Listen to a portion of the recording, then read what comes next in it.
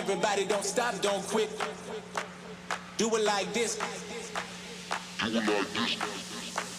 Do it like this.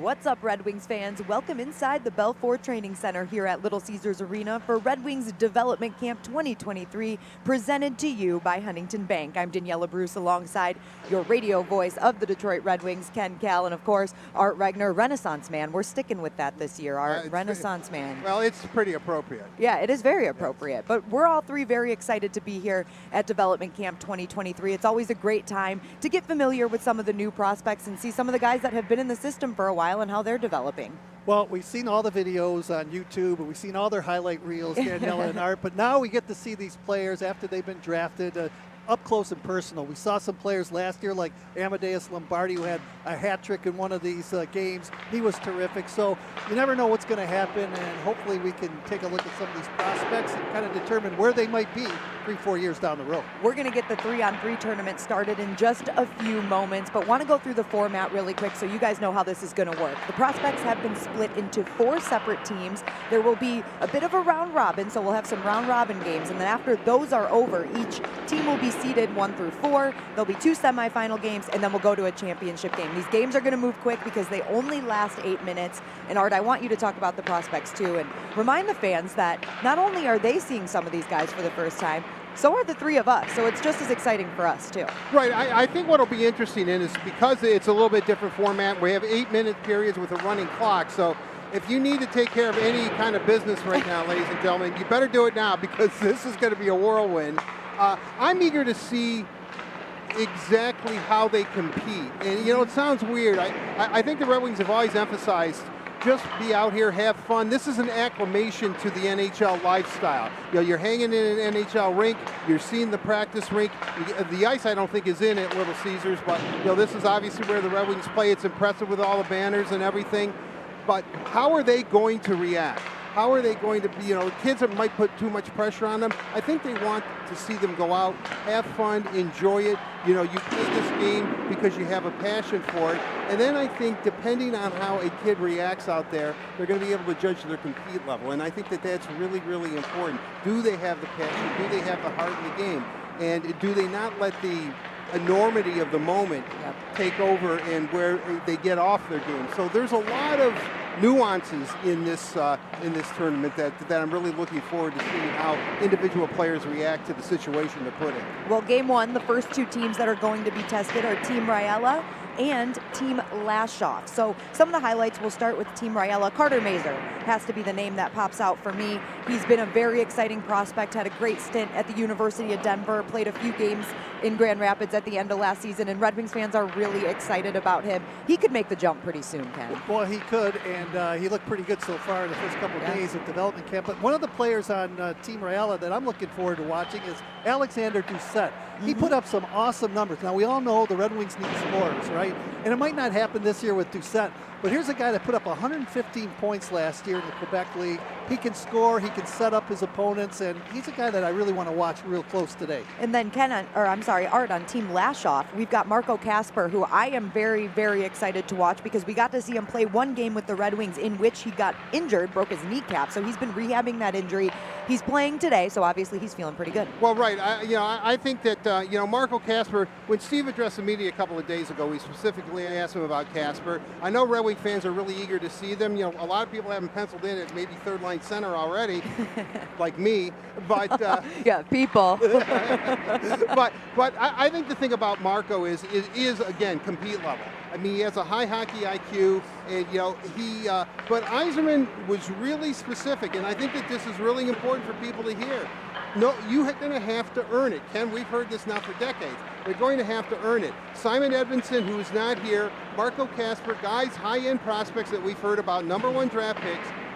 If they're ready, they'll be a Red Wing. If they're not, then they're going to go to Grand Rapids. And don't forget about the Toledo Walleye, because they did being down in Toledo for Sebastian Cosa made him a much better goaltender. So I'm looking forward to Marco. I think Marco's a really true talent, and I like his grit. I like his snarl. Snarl. Snarl. Good word today. That's your word of the morning, everybody. Snarl. Snarl. And another exciting thing about development camp this year is that all 11 draft picks from the 2023 class were able to make it to Detroit and participate in the camp, and that includes our first two first-round picks. There we go. It's early, guys. Cut me some slack, okay? Hey. It's early. I haven't gone to sleep yet. 9th overall, Nate Danielson is here, obviously. And then 17 overall, Axel Sandin Pellikka is also here. And we should be very excited about the both of them. They've talked to the media a couple of times now. They're really excited to be here, and they're great young talents. Nate Danielson, impressive, named captain at just the age of 17 for the Brandon Wheat Kings. So everyone's really excited to see what he brings to the table during this tournament. And Pellikka's a guy that I really want to keep a close eye on, too, because he's one of those guys that I heard a lot of upside about. He's got good offensive talent, really solid defensively, and the Red Wings are trying to build a team right now where they're good on both sides of the puck, offensively, defensively. And I think for a defenseman, it's important to make this Red Wing team down the road. You have to be solid in front of your net. And certainly he's one of the guys that I think can do that. All right, game one between Team Raiella and Team Lashoff is just a few seconds away from getting started. So let's turn our attention there, gentlemen, and we can start calling this game for everybody. Very excited to get this 3-on-3 tournament underway. And as I mentioned, it's Team Lashoff, Team Raiella. Art, we talked a little bit about Marco Kasper. We talked about Carter Mazer, Alexander Doucette. Who else are you watching for this game one in these two teams? We'll also fill you in on who's in net as we go today, because they are rotating goaltenders. There are no goaltenders assigned to each team. All right, take the floor, Art. Well, I'll tell you what, the guy I'm really interested to see is Red Savage. He's going to now Michigan State University after being at Miami of Ohio.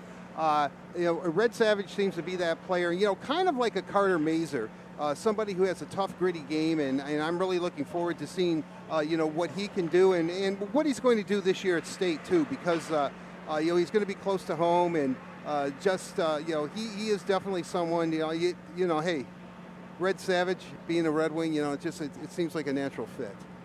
One of the players I'm looking forward to seeing, and I know, Art, you went down to Toledo, and so did you, Daniela, and you saw Sebastian Cosa play. Oh, yeah.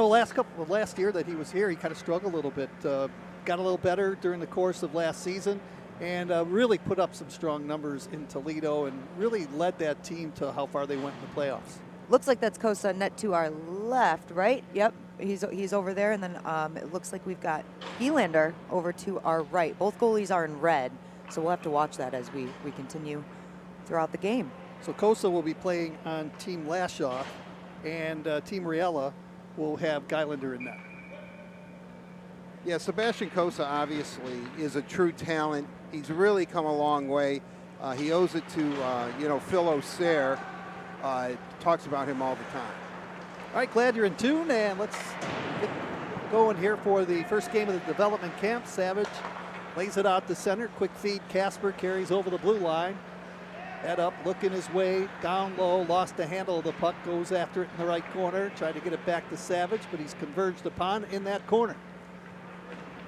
Keenan Draper, on the ice, flying down the right side. Here's Mazer moving in. Hangs on to the puck behind the back pass to Draper, but he could not get it. That's a nice move from Carter Mazer there. Again, we're really excited to watch him and see the steps he's taken in his development. Got the puck in the corner right now. He's strong, he's gritty, and we like the way he plays in front of the net. What a nice move there. That definitely was. Couldn't agree more, Daniela. Really nice play. Anticipates very, very well. Well, Derek Lalone was talking about a shot-first mentality. I thought maybe Mazer's got a really good shot. Might try and score on Cosa there, but instead he tried to pass it to Draper. No score. We're in the first game here. Now a 2-on-1 quickly developing. Up across the line. Doucette, talked about him. Pass in front. Here's the chance and a save by Cosa. There's Doucette being the playmaker as Mansicum tried to score after getting the feed. That was a nice save by Cosa. Good heads-up play. Had to sprawl for it early. Costa's had to be sharp very early on in this game. Israel Mansicum down the left wing boards. Moves into the left circle. Sends it out in front. Orth knocked it away. He's playing defense for the white squad there as the puck goes to Mansicum again. Now Doucette picked it up in behind the goal, slides it into the high slot. D'Souza will just take it back out to center as they regroup. Team Raiella really controlling the play so far in the first 2-ish minutes of this game. No score, 6:10 to go, game one. We're in tune as it comes out towards center ice. And now Sema right back over the line on Locust. Pulls away, got it back to the blue line, squirts out to center ice. Punnett sends it across, and now they will regroup inside their own zone. We see a lot of names out there during this development camp that Red Wings fans may not recognize. Just remember, there are a lot of free agent invitees here as well, and this is a good opportunity for guys that haven't been signed, that weren't drafted, to show their development and that they can play at a professional level. Yeah, certainly. The next step for those fellows would be to be invited to be part of the prospects tournament of the Red Wing team, and then hopefully do well there, and then be invited to main camp in Traverse City. I just saw Carter Geilander making a save. He played for Colgate last year. Obviously ran into a buzzsaw when they played the University of Michigan. Locust now makes his way. A good poke check by Sema to play it out to center ice. Yeah, I think Michigan's still scoring in that game. You had to feel bad for Carter Geilander because he had an excellent was year shelled in that game. Right, but he had an excellent year, you're right. But once Michigan got cranking in that second period, it was incredible. Chase Bradley picking up the puck, moves it back on the line. Sawchuk now to Savage, makes his way down low into the corner on Carter Mazer. Back to the line to Sawchuk, dances over to the left circle. Brings it back to the blue line and now squirts it ahead to Red Savage. Played at Miami University, and now it's lifted out in front of the goal, knocked away. 4:42 to go here in the period, and there is no score. Game number 1 on the morning as they'll pick it up and play it ahead to center ice. And just a reminder, this is the first and only period in this game. So someone's going to have to score. Do we know if it is a tie at the end of 8 minutes? Is it a shootout? I think there's a small overtime, but they will go to a shootout pretty quickly because they want these to keep moving. Don't quote me on that. But I guess we'll find out together, Art. There we go. Well, that's why there's a little bit of mystery in life, and I'm pretty excited. I can't wait to see. I hope this game does end up in the tie. Keeps us on our toes. Yes, exactly. Stange over the line to Casper, and the horn sounds halfway through the period, so they'll make a change goaltending-wise as Guimond and Augustine will be the goaltenders now. The 2 draft picks, the 2023 goalie draft picks, I should say. Guimond was drafted in the 6th round, and then Trey Augustine was drafted in the 2nd round. And Trey Augustine was excellent with the national team, the U18s over in Plymouth, and they really, really like him. And then Guimond might be the smartest man they've ever drafted, Art. That's the young man that's going to Yale. Yes, it is. Ken turned down a scholarship to Yale. I think they turned me down. I was never accepted. Here's a chance by Savage, or Stange rather, right out in front of the goal, and it was knocked away. Augustine now Doucette, 2-on-1, back across the line. Plays it back down behind the goal. To the blue line it comes, held in there. Mansa come over to Doucette. And he's one of the players I wanted to watch because it seems like he's got a magnet. Oh, good move, sent it right out in front. And that one was knocked away. D'Souza in the corner, got it back to Doucette at the right point. You know, you're really right, Ken. Doucette would be great. Could he be this year's Amadeus Lombardi, who kind of turned on everybody last year by scoring that hat trick? Puck just kind of follows him. You can see it right here early in the game. Mansicum now makes his way in. And his numbers are really balanced, Daniela. As Mansicum cuts out in front and tried to get the shot away, it was blocked in front of the goal. Little change by both teams now as Sammy Stange drops it back in behind his own goal. No score, 2:18 to go in the period. Locust back out there now for Team Raiella. Out to center ice, it's tapped in, Sema going after it, Locust to pick it up. Now circles right out in front of his own goal and brings it ahead. Nice pass ahead. Mellenbacher up across the line, coming back, Bradley to take the puck off his stick and starts the rush back the other way. Owen Mellenbacher out there, a 2022 7th round pick. He played in the USHL last year for 2 different teams. Guys, my math is bad here. 57 points in the season. There we go, split between 2 teams. Just saw Augustine made a good save on Sema as he came in on a 2-on-1.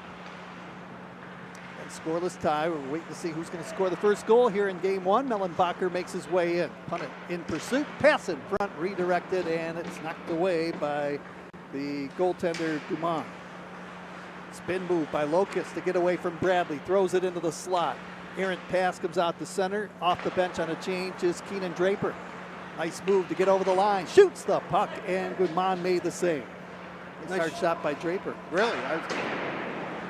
Another chance right out in front. Trying to score right there was Carter Mazer as he was set up from in behind the goal. And now the loose puck sent all the way down the ice. Marco Kasper now on the ice. He's number 92 in the white sweater. We're under a minute to go in game one, no score. These round robin games are going to move pretty quick, just 8-minute games. 8-minute games, moving clock. You know, Mazer with the feet in front, and that one eluded him, and comes out to center ice. Savage check. Oh, he tried to get the pass to Kasper. It was in behind him at the blue line. A pretty high-end line up there, or 3 men up there for Mazer up across the line, finds an opening, moves in, shoots it off the crossbar, and oh, he's looking up at the rafters. He couldn't believe that. He had the goaltender beat, but put it off the pipe. Now here's Kasper the other way. He scores! Marco Kasper with the first goal. 13 seconds to go in the period, and it's 1-0. Looks like Marco Kasper might be the hero of game one, putting one past Augustine with just about 15 seconds remaining in game one. and it's over. Look at that. So Team Lashoff with the first win as they beat Team Rayella 1-0. Kasper with the goal. And how many times do you see it, Daniela and Art, where one team has a great scoring chance, Savage puts one off the, or make that Carter Mazer puts one off the crossbar, Kasper comes down the other way and scores the goal. Feels like it always happens that way. Carter Mazer made two really good plays. Not only did he take that shot and ring it off the crossbar, he made a nice little setup from behind the net, passed it in front to one of his teammates, and you saw him look up again like, oh, that was so close. So Carter Mazer, good playmaker, just couldn't cash in there.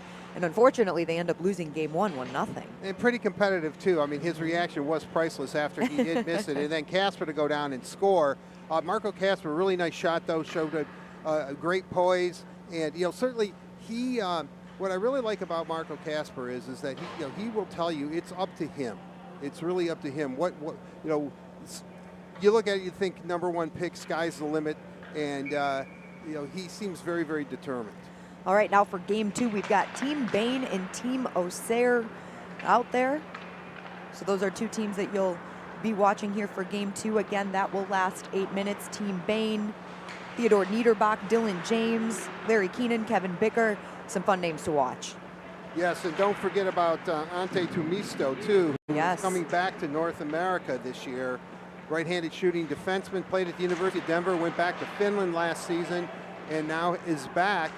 And, you know, a little bit of a surprise about Tumisto. People thought maybe that his affiliation with the Red Wings was going to be over once he went back to Sweden, but certainly the Red Wings like something with it. Team Auxerre is in white, and on that team you have Axel Sandin Pelika, Shai Buyum, a few of the big names on that team. Emmett Finney from the 2023 draft class. Well, Ken's called his bookie in Vegas, and the odds are the Team Bain is favored to win this whole thing. Oh, interesting. Yes. Ramon is the goaltender right there as he is converged upon, and it's knocked away.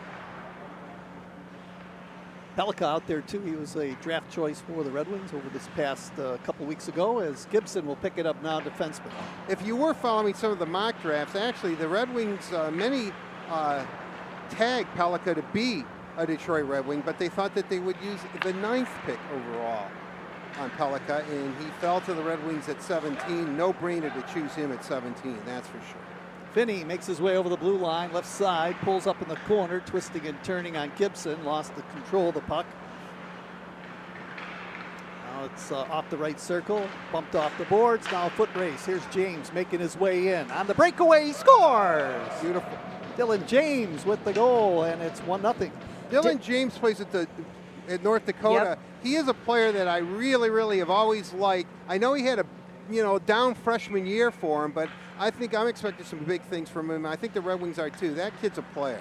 Dylan James, he spoke to the media yesterday and talking about his time at North Dakota, just developing into a better skater, the things that he's been working on at this camp. Feels like he needs to get a little stronger, and he made the adjustment to that college game, and he said that it was a little bit of an adjustment for him, just getting used to a new coaching staff and things like that, proving that he deserved a bigger role on that team, and he felt like he did that throughout the year. So good signs for Dylan James. And the environment in North Dakota is almost second to none, only to Yost Ice Arena, I would say. James is 6 foot, left-handed shooting left winger. He's from Calgary, Alberta, 16 points last year. Balanced numbers, 8 goals, 8 assists. Well, James giving his team a 1-0 lead. Harding from the right point now handles the puck as he shoots it in behind the goal. Into the corner. Shoveled back to Harding at the left point. Now they're making a change. Niederbach is back on the ice. Danielson, keep an eye on him, number 29, as he makes his way in. Cuts out in front with a nice move. Goes to the backhand, and the save was made. Nice move and a nice save. Goaltending's been pretty good so far. Not a lot of chances, but they have come through. It's a missed pass out at center ice. Travels to the side of the goal. In front, one-time shot, save made, and the rebound comes up the right side, and Belika moves it out to center ice. Up across the line, Amadeus Lombardi. That's Bednar in the cage to our left. He's the one James beat as Pelika picks it up over to the left point. Off the bench on a change. That is McClincy carries that puck around the boards now into the corner to Lombardi. Cuts hard to the front of the net. Tries to jam it in short side, and the goaltender Guimond made the save. Amadeus Lombardi, everyone says that, he's a little guy, and he'll call himself a little guy, but he's 5 foot, almost 5'11", and he's really filled out. You can tell he's worked on his body, good upper body strength. Over 100 points last year for the Flint Firebirds, and I would expect that he will acquit himself quite well in the AHL. Goaltending change. Kosa is moving in to the net to our right, and it looks like Pavicic is the goaltender coming in the end to our left. One player I think we need to keep an eye on is for Timo Serra, 73, Brady Cleveland. Draft pick for the Red Wings. Very, very big young man. He played for the U.S. development program, 6'5", 209 pounds, but he had 106 penalty minutes last year for the for the U18s. Oh, here's a shot, and what a goal right there upstairs. And that was the defenseman, Shai Bouya, who the Red Wings a couple of years ago drafted up to pick him up, and he had a good season last year for Denver, and he pops it home to tie the game 1-1. Well, that's a big goal, because I know that there has been a little bit of disappointment in Bouya a little bit, and that was a beautiful goal. He beat Kosa. And anybody who knows the doctor, the Sebastian Kosa, is not going to like that one beating. Lombardi drops it back. Another opportunity. Here's Lombardi getting the feed on Kosa. Fired the puck, and the big goaltender comes up with a save.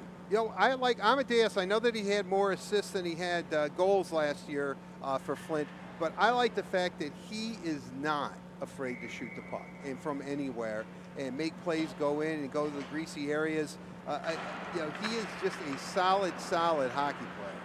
That was part of what he wanted to do last season in Flint, is become more of a well-rounded goal-scoring player rather than just a playmaker.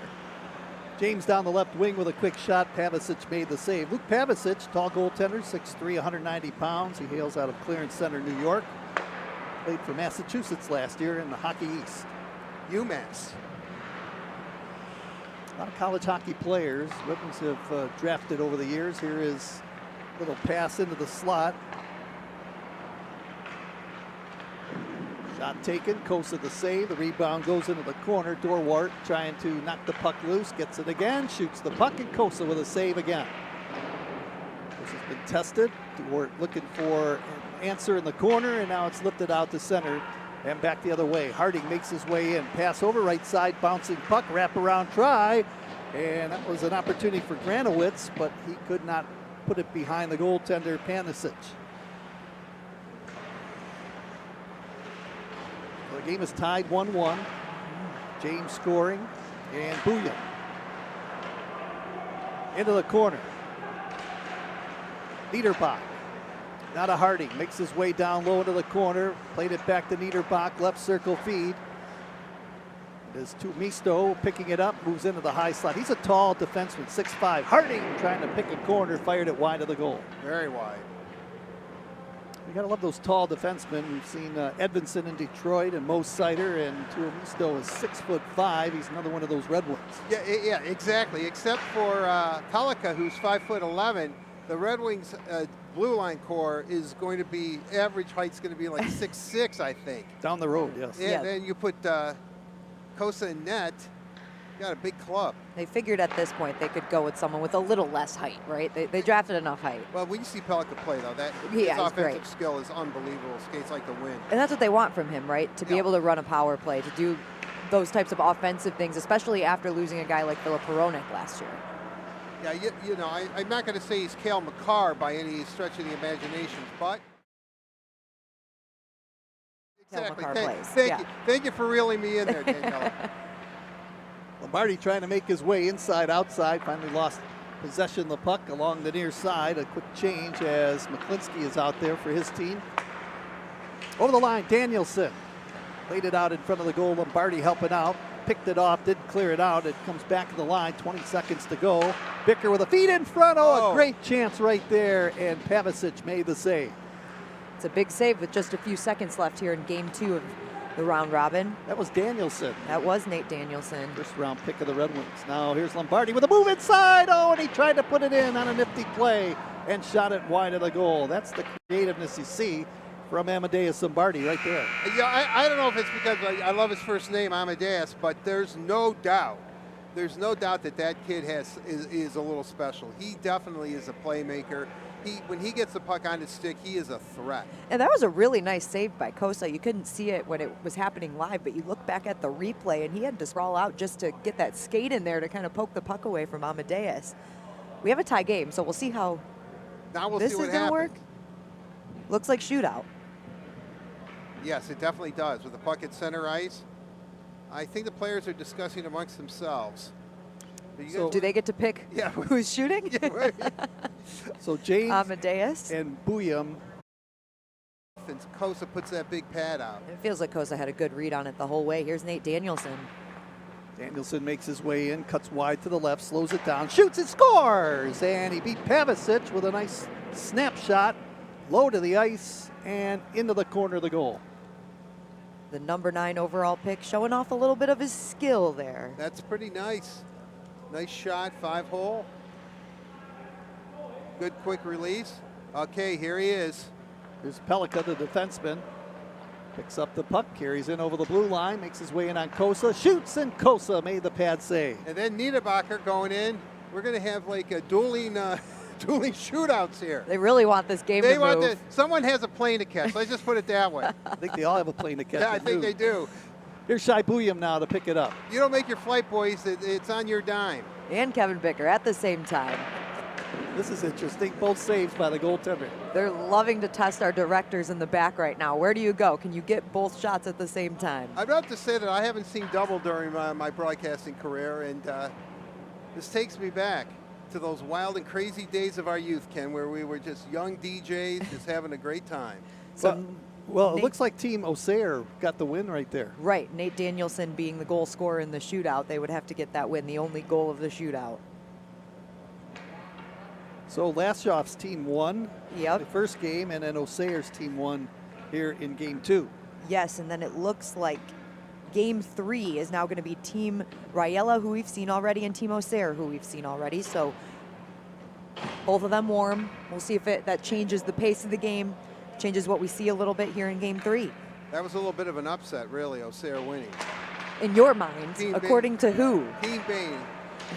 That's Pavicic in goal, and the end to our left right there being tested right off the get-go.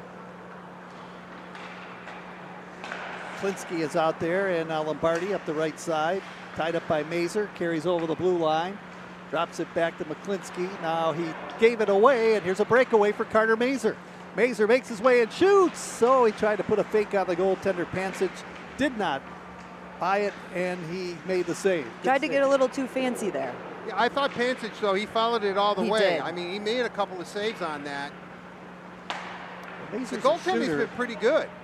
Mazur's a shooter. I was surprised that he tried to make a deke right there. Yeah, we go for the shot. Little backhand try right out in front, and the save is made. 7:08 to go here in game 3 already. Doucette up across the line, stick handles his way in, tried to cut down the middle. Helping out, Mansicum got it to Doucette into the slot. D'Souza with a chance, and that's knocked away by Pancic.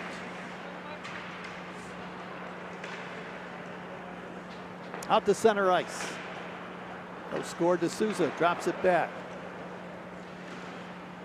Backhand try, wide of the goal. Doucette on the rebound. Swings it around the boards. I think what we've seen from Pellica here is that he's a good one-on-one defender and really good stick work. He's not the biggest guy, but he is effective.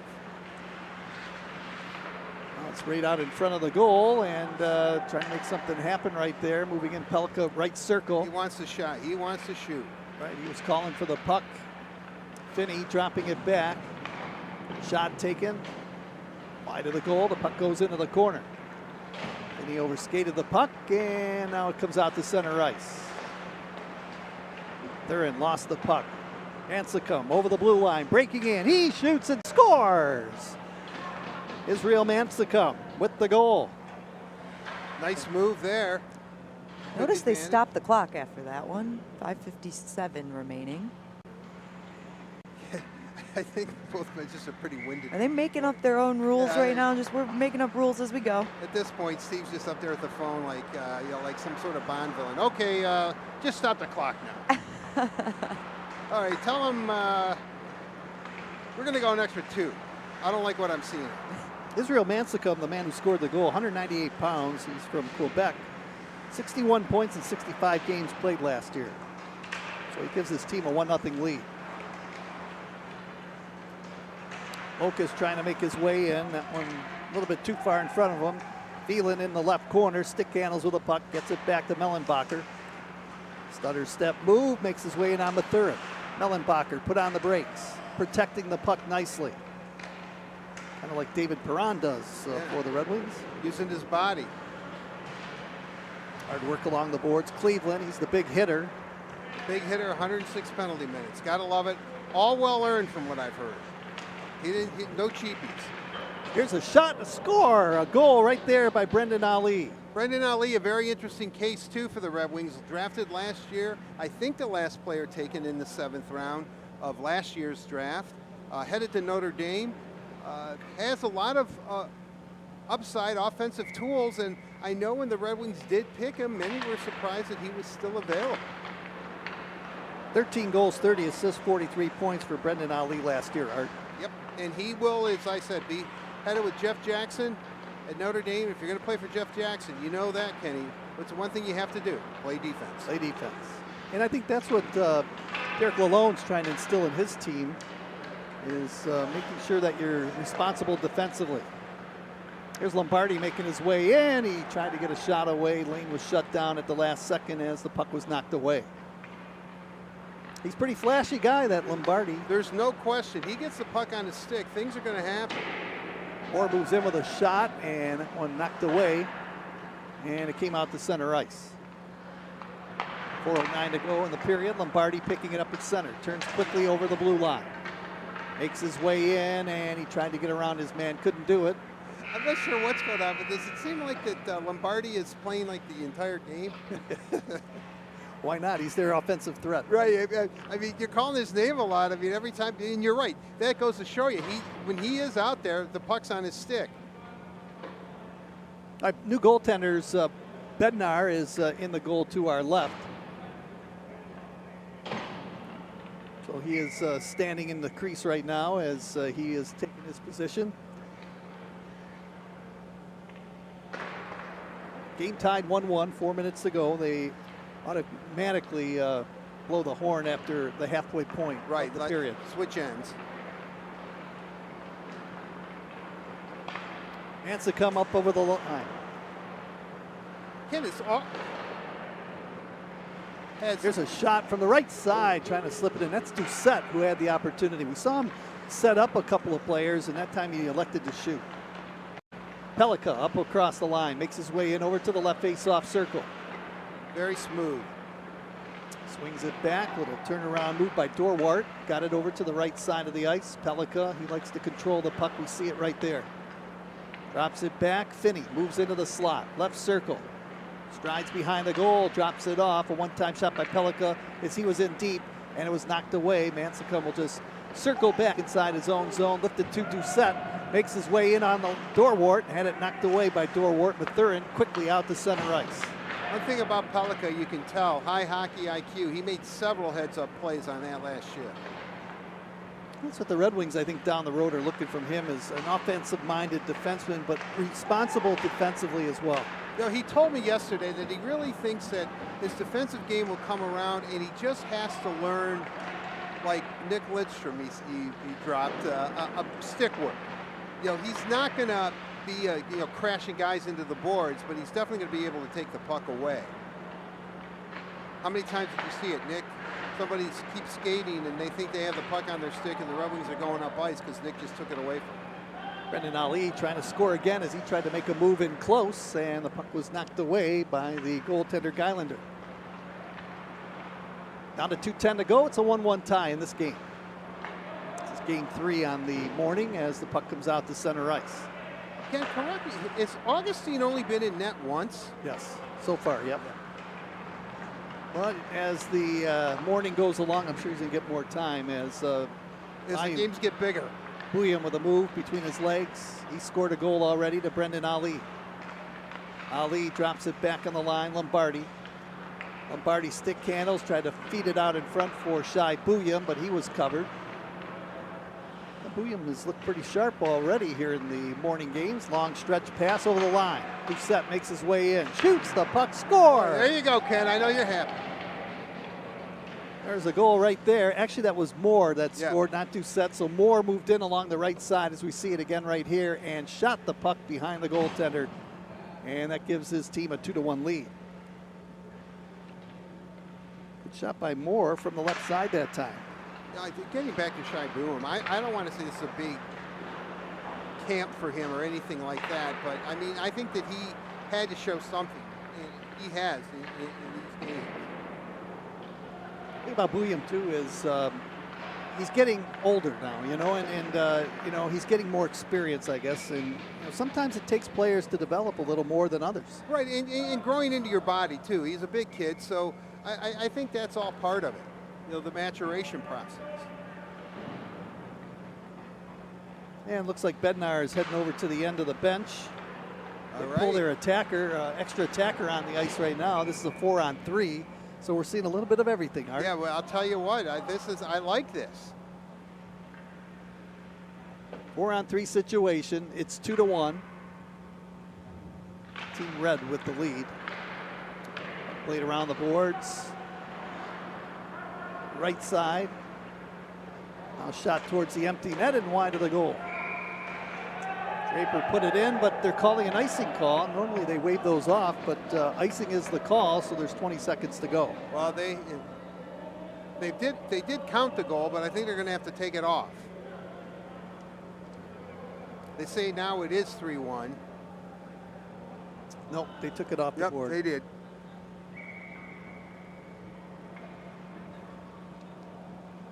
All right, 20 seconds to go. Face off to the left of the goal, and from the draw, Ali chipped it back to Pelika. Right side of the ice, Lombardi to Pelika. Extra man on the ice for Team White as that puck goes into the corner. Turning with it, Lombardi again, cuts to the slot, drops it off. Here's a one-time drive by Pelika wide of the goal. Lombardi unleashes. In the slot, time winding down, shoots at the horn, and this game is over. And 2-1 is the win.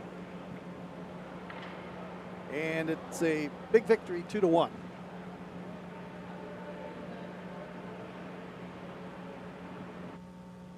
Well, a pretty good. I'll tell you, Ken, early impressions are is that I really like the energy in this game. I started off a little slow. Most of these guys are at the Tiger game last night, and I'm pretty sure that put them to sleep. So, they had to get themselves going a little bit. But I like the energy that started to pick up. There was some scoring chances, and I really thought that the goaltending, and when you get into a thing that's 3-on-3, you never really know. They're usually wide open and end-to-end, but I thought the goalies acquitted themselves quite well. Well, one of the things that you see when it's the regular season of the National Hockey League, especially on 3-on-3 play, Art, is a lot of cycling back now. It's not on the attack like what we've seen here in this 3-on-3 game. And we didn't see a lot of that, but I guess we want to see the talent. I think the coaches want to see the talent that these teams can apply. And, certainly some beautiful goals for the most part so far in the game. Right. I will say again, I guess the player that I'm impressed with is Amadeus Lombardi. You know, he just makes things happen. He's a catalyst. He's a, you know, the little engine that could, if you will. I mean, he really is out there. He makes things go. I thought Axel Sundin Pelika played very, very well too. You can tell that he anticipates. You can tell he's a very, very, very smart hockey player. And for the most part, I thought Sebastian Cossa, where there's a lot of, you know, does he make the next step to Grand Rapids? He really has to. So I thought overall the high-end prospects look pretty good. All right, let's go downstairs. Daniela Bruce is standing by with her special guest. Daniela, take it away. Actually, you know what? We're gonna toss it to a video behind the scenes of development camp. All right. Let's take a look at it right now. Favorite TV show? SpongeBob. SpongeBob. SpongeBob. The SpongeBob probably. SpongeBob. Probably SpongeBob. A lot of SpongeBob guys. Phineas and Ferb. Johnny Test. Oh, that's how you. I bet you tell. Easy. Office. Tom and Jerry. Phineas and Ferb. You on Netflix. In the growing up. Anything on Family Channel. Probably Entourage. Growing up? Growing up. Hi. I was like, they still like there in middle school. Yeah, that's for sure. And Phineas and Ferb. Sweet Life of Zach and Cody. Then why? That's a Sweet Life on Deck. Oh, Thomas the Trainer. Was that a TV show? yeah. I really love Thomas the Trainer. Oh. Well, I could live it. Home Alone. Movie, good. Great movie. Happy Gilmore. Okay, movie. Okay, we'll take movies too.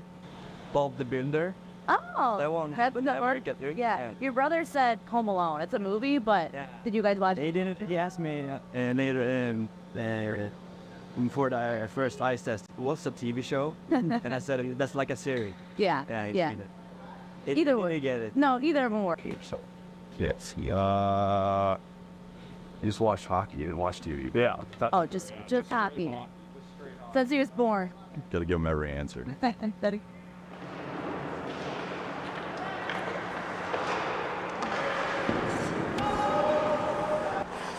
Oh yeah, legs feel great. Nope.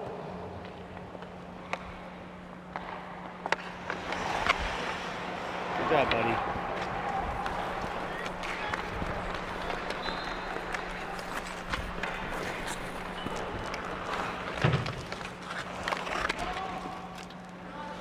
That was close. You're never nice to me. I'm always nice to you. I'm the nicest human being ever.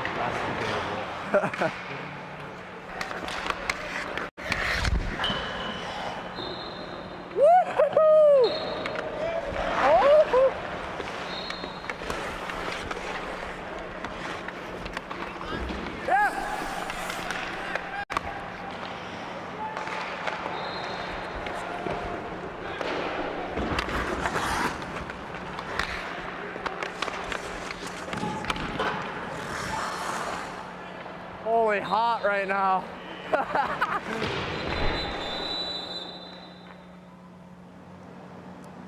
Joining me now is Shawn Horcoff, the Assistant General Manager for the Red Wings and the General Manager of the Grand Rapids Griffins. Shawn, first of all, thank you so much for joining us today. Yeah, great. Thanks for having me. Always great to have you, Shawn. And I just want to get your perspective as the General Manager of the Griffins and Assistant General Manager for the Red Wings. We hear all the time that development camp really isn't about performing super well. It's about learning, and it's about you guys being able to assess them. When you're sitting up there watching the 3-on-3 tournament today, what exactly are you watching for? I mean, really, honestly, there's not much. We really do preach what we sow, and this isn't all about evaluation. You know, I think the camp is based on education for the kids. It's, you know, we try to really dive into every aspect of what it takes to be a good pro, and then try to send them with some stuff to work on so that they have a clear picture of what they need to do to get better in the summer and getting ready for this season. Are there any differences for some of the guys that have been here a year or two and the guys that are coming in brand new? Yeah, absolutely. I think you see some of the older guys. You know, there's some guys here that all have on the team next year in Grand Rapids. They've got some newly drafted players as well. And, you know, when you talk to them in their exit interviews and even just watching them conduct themselves around the rink, they know what to expect. They're used to it. Their nerves are gone. And that's really, you know, that's how it should be. You know, the older guys, you know, we expect them to kind of show the younger guys how to act and really what's expected of them going forward. So it's a good dynamic that way. Wanted to ask you about Carter Mazer and Amadeus Lombardi specifically. We've talked to both of them throughout development camp. We're watching them perform here pretty well in the 3-on-3 tournament. Two guys that are exciting.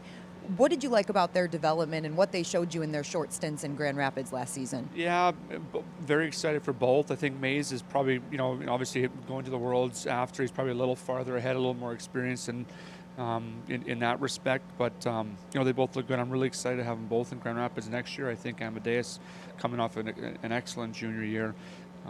Really for him, it's just a matter of putting strength on and adapting to the pro game. And, he's working extremely hard this summer to do that. So, it's a good start. It's still early. There's lots of time left here. But, September in Traverse City isn't that far away. So there's really, things will go, the summer will go fast and we'll be seeing everyone again here soon. A big difference in Grand Rapids this year in that Dan Watson has been hired as the head coach. Why did you like that hire? Why did you think he was the right guy to lead Grand Rapids? For numerous reasons. Obviously, Waddy's been involved in the organization for a long time.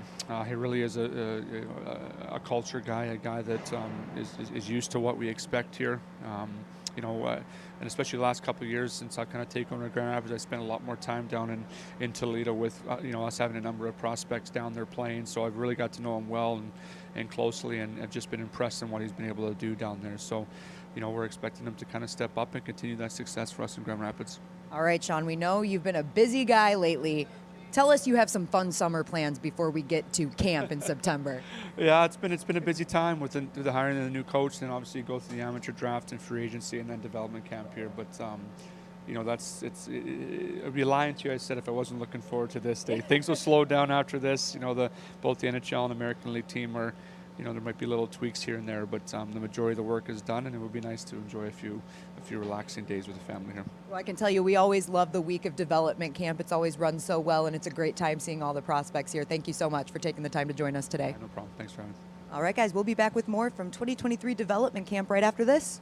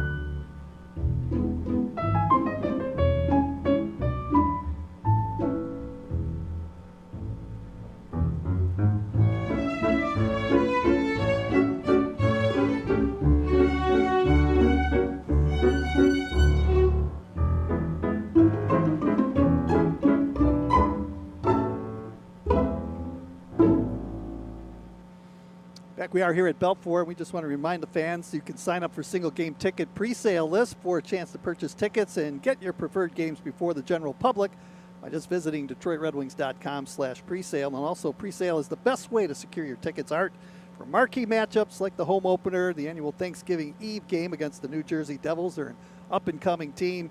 New Year's Eve games and Original Six matchups and much, much more. So people excited about getting their Red Wing tickets, and this is how you do it. Well, I imagine that the Hughes family is looking forward to that game. They'll be able to spend Thanksgiving, at least two of their sons probably, back here in Michigan.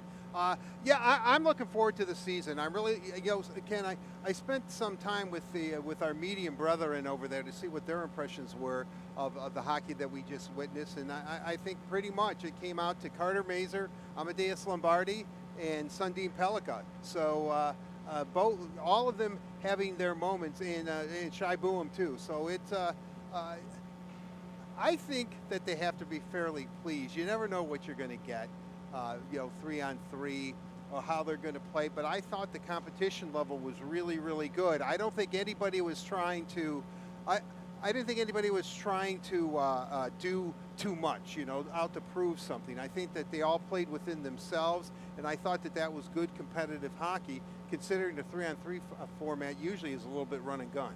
Coming up next, we're going to have a game between Team Lashoff and Team Bain, and Lashoff already won. That was the first game we saw, and so they're looking pretty good. And the only man that scored a goal for Team Lashoff, that was Marco Casper, and he's a highlight reel guy. And one of the guys that looked pretty solid in that first game. Well, he really did. I mean, when the game was on the line, and we're talking just seconds left, and Carter Mazer had a goal-scoring chance on the other end and wasn't able to convert. He was a little bit upset about that. But right down the ice, Casper scores a goal, and because it's a running clock, boom, game's over. And we'll see, because as you know, Team Bain was the favorite in this whole competition. I think if they lose, I think they're out, right? Is that how it works now? Do you guys tears? All right, I don't know. I mean, we'll just see. We're going to have a championship game. That's all I know, eventually. we're working our way towards it. How? God only knows. You know what? Nate Danielson also looked pretty impressive. He scored a goal in one of the games so far here this morning. And the other thing, Art, about Danielson, obviously he was the first pick by the Red Wings this year in this year's draft a couple of weeks ago. But he seems like he's a pretty creative player. You know, it's weird. Every time I look at Danielson on the ice, he reminds me, he looks a lot like Jack Adams, former Red Wing prospect, played at Notre Dame last year. Not quite as big as Jack, but very similar features. And I keep shaking my head thinking, is that Jack Adams? But it's not. It's Nate Danielson. And he played pretty well too. I mean, he got the shootout goal. All right, this is our fourth game of the morning, and Harding will pick it up inside his own zone. Hi guys, I'm back. Good interview there with Shawn Horcoff. Thank Enjoyed you. it, Daniela. For those of you that were trying to listen to Art explain the rules of this tournament, there's a seeding process after the round robin. So there will be a 1, 2, 3, 4 seed, and then they'll match them up for the semifinal and the championship. Tuomistu with a feed right out in front. What and the seeds save are made. these guys?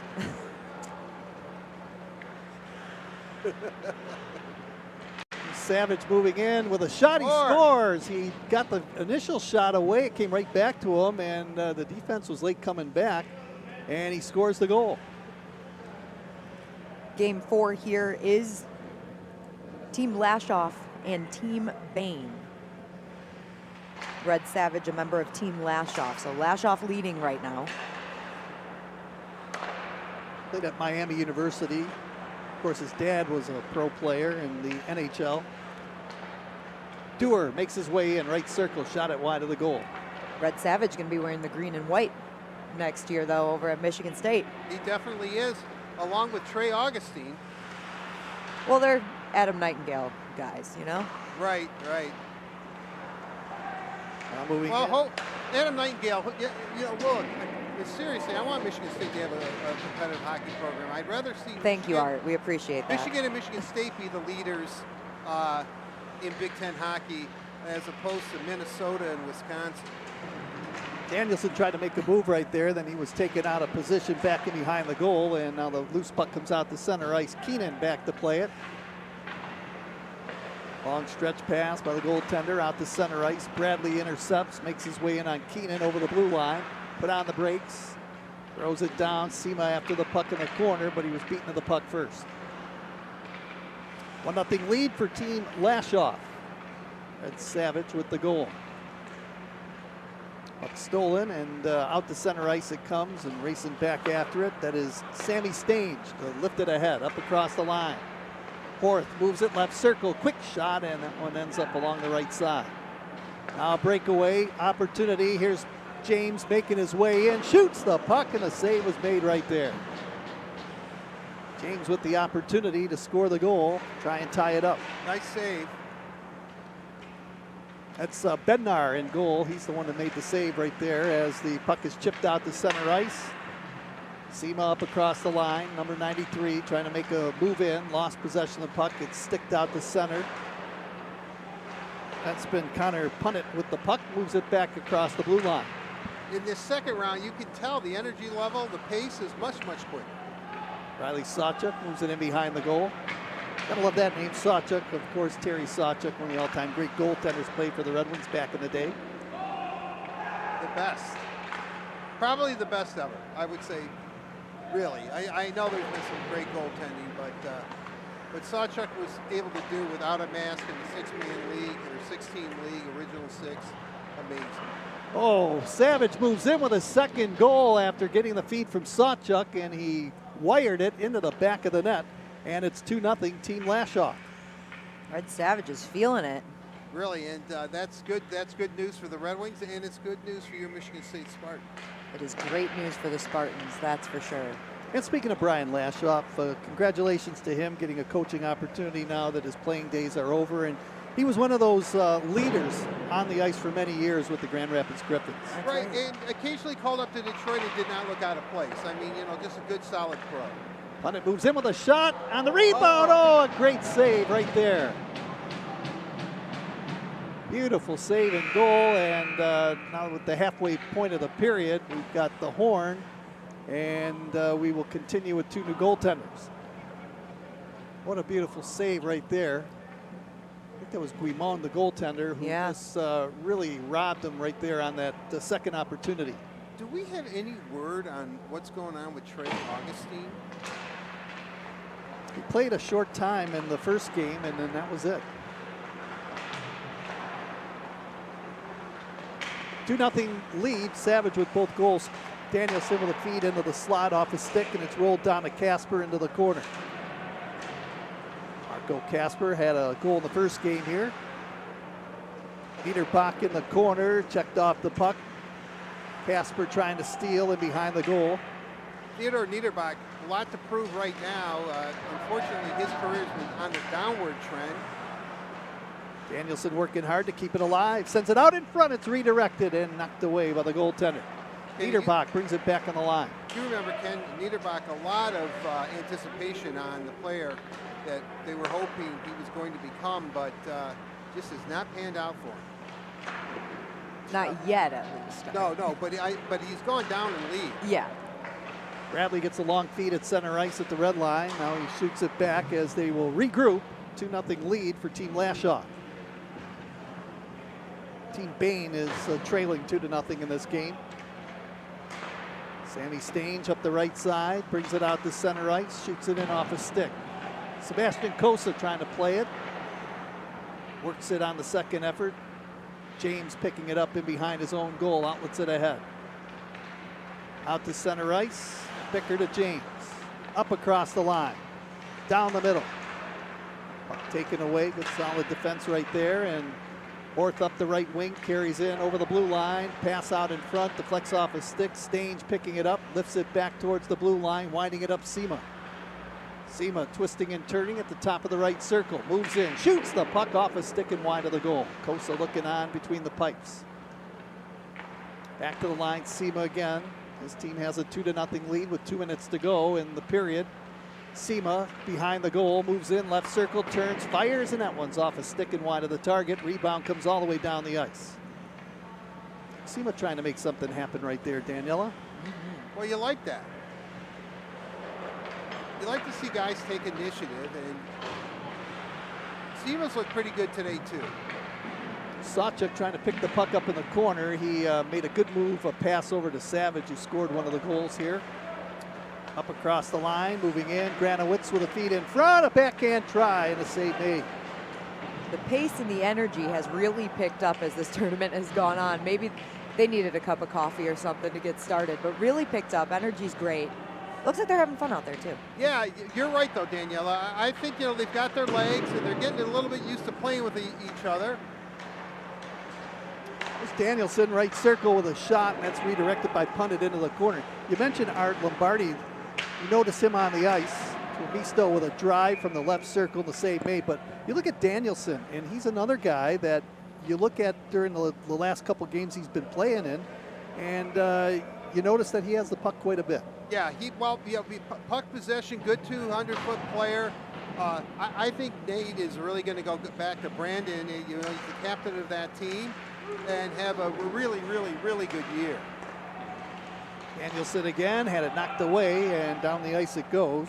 You know, Ken, sometimes it's hard to see what hockey IQ is all about, but it's just the way these guys perform and the way that they anticipate and play. And I have to say, there's a lot of high hockey IQ going out here on the ice today.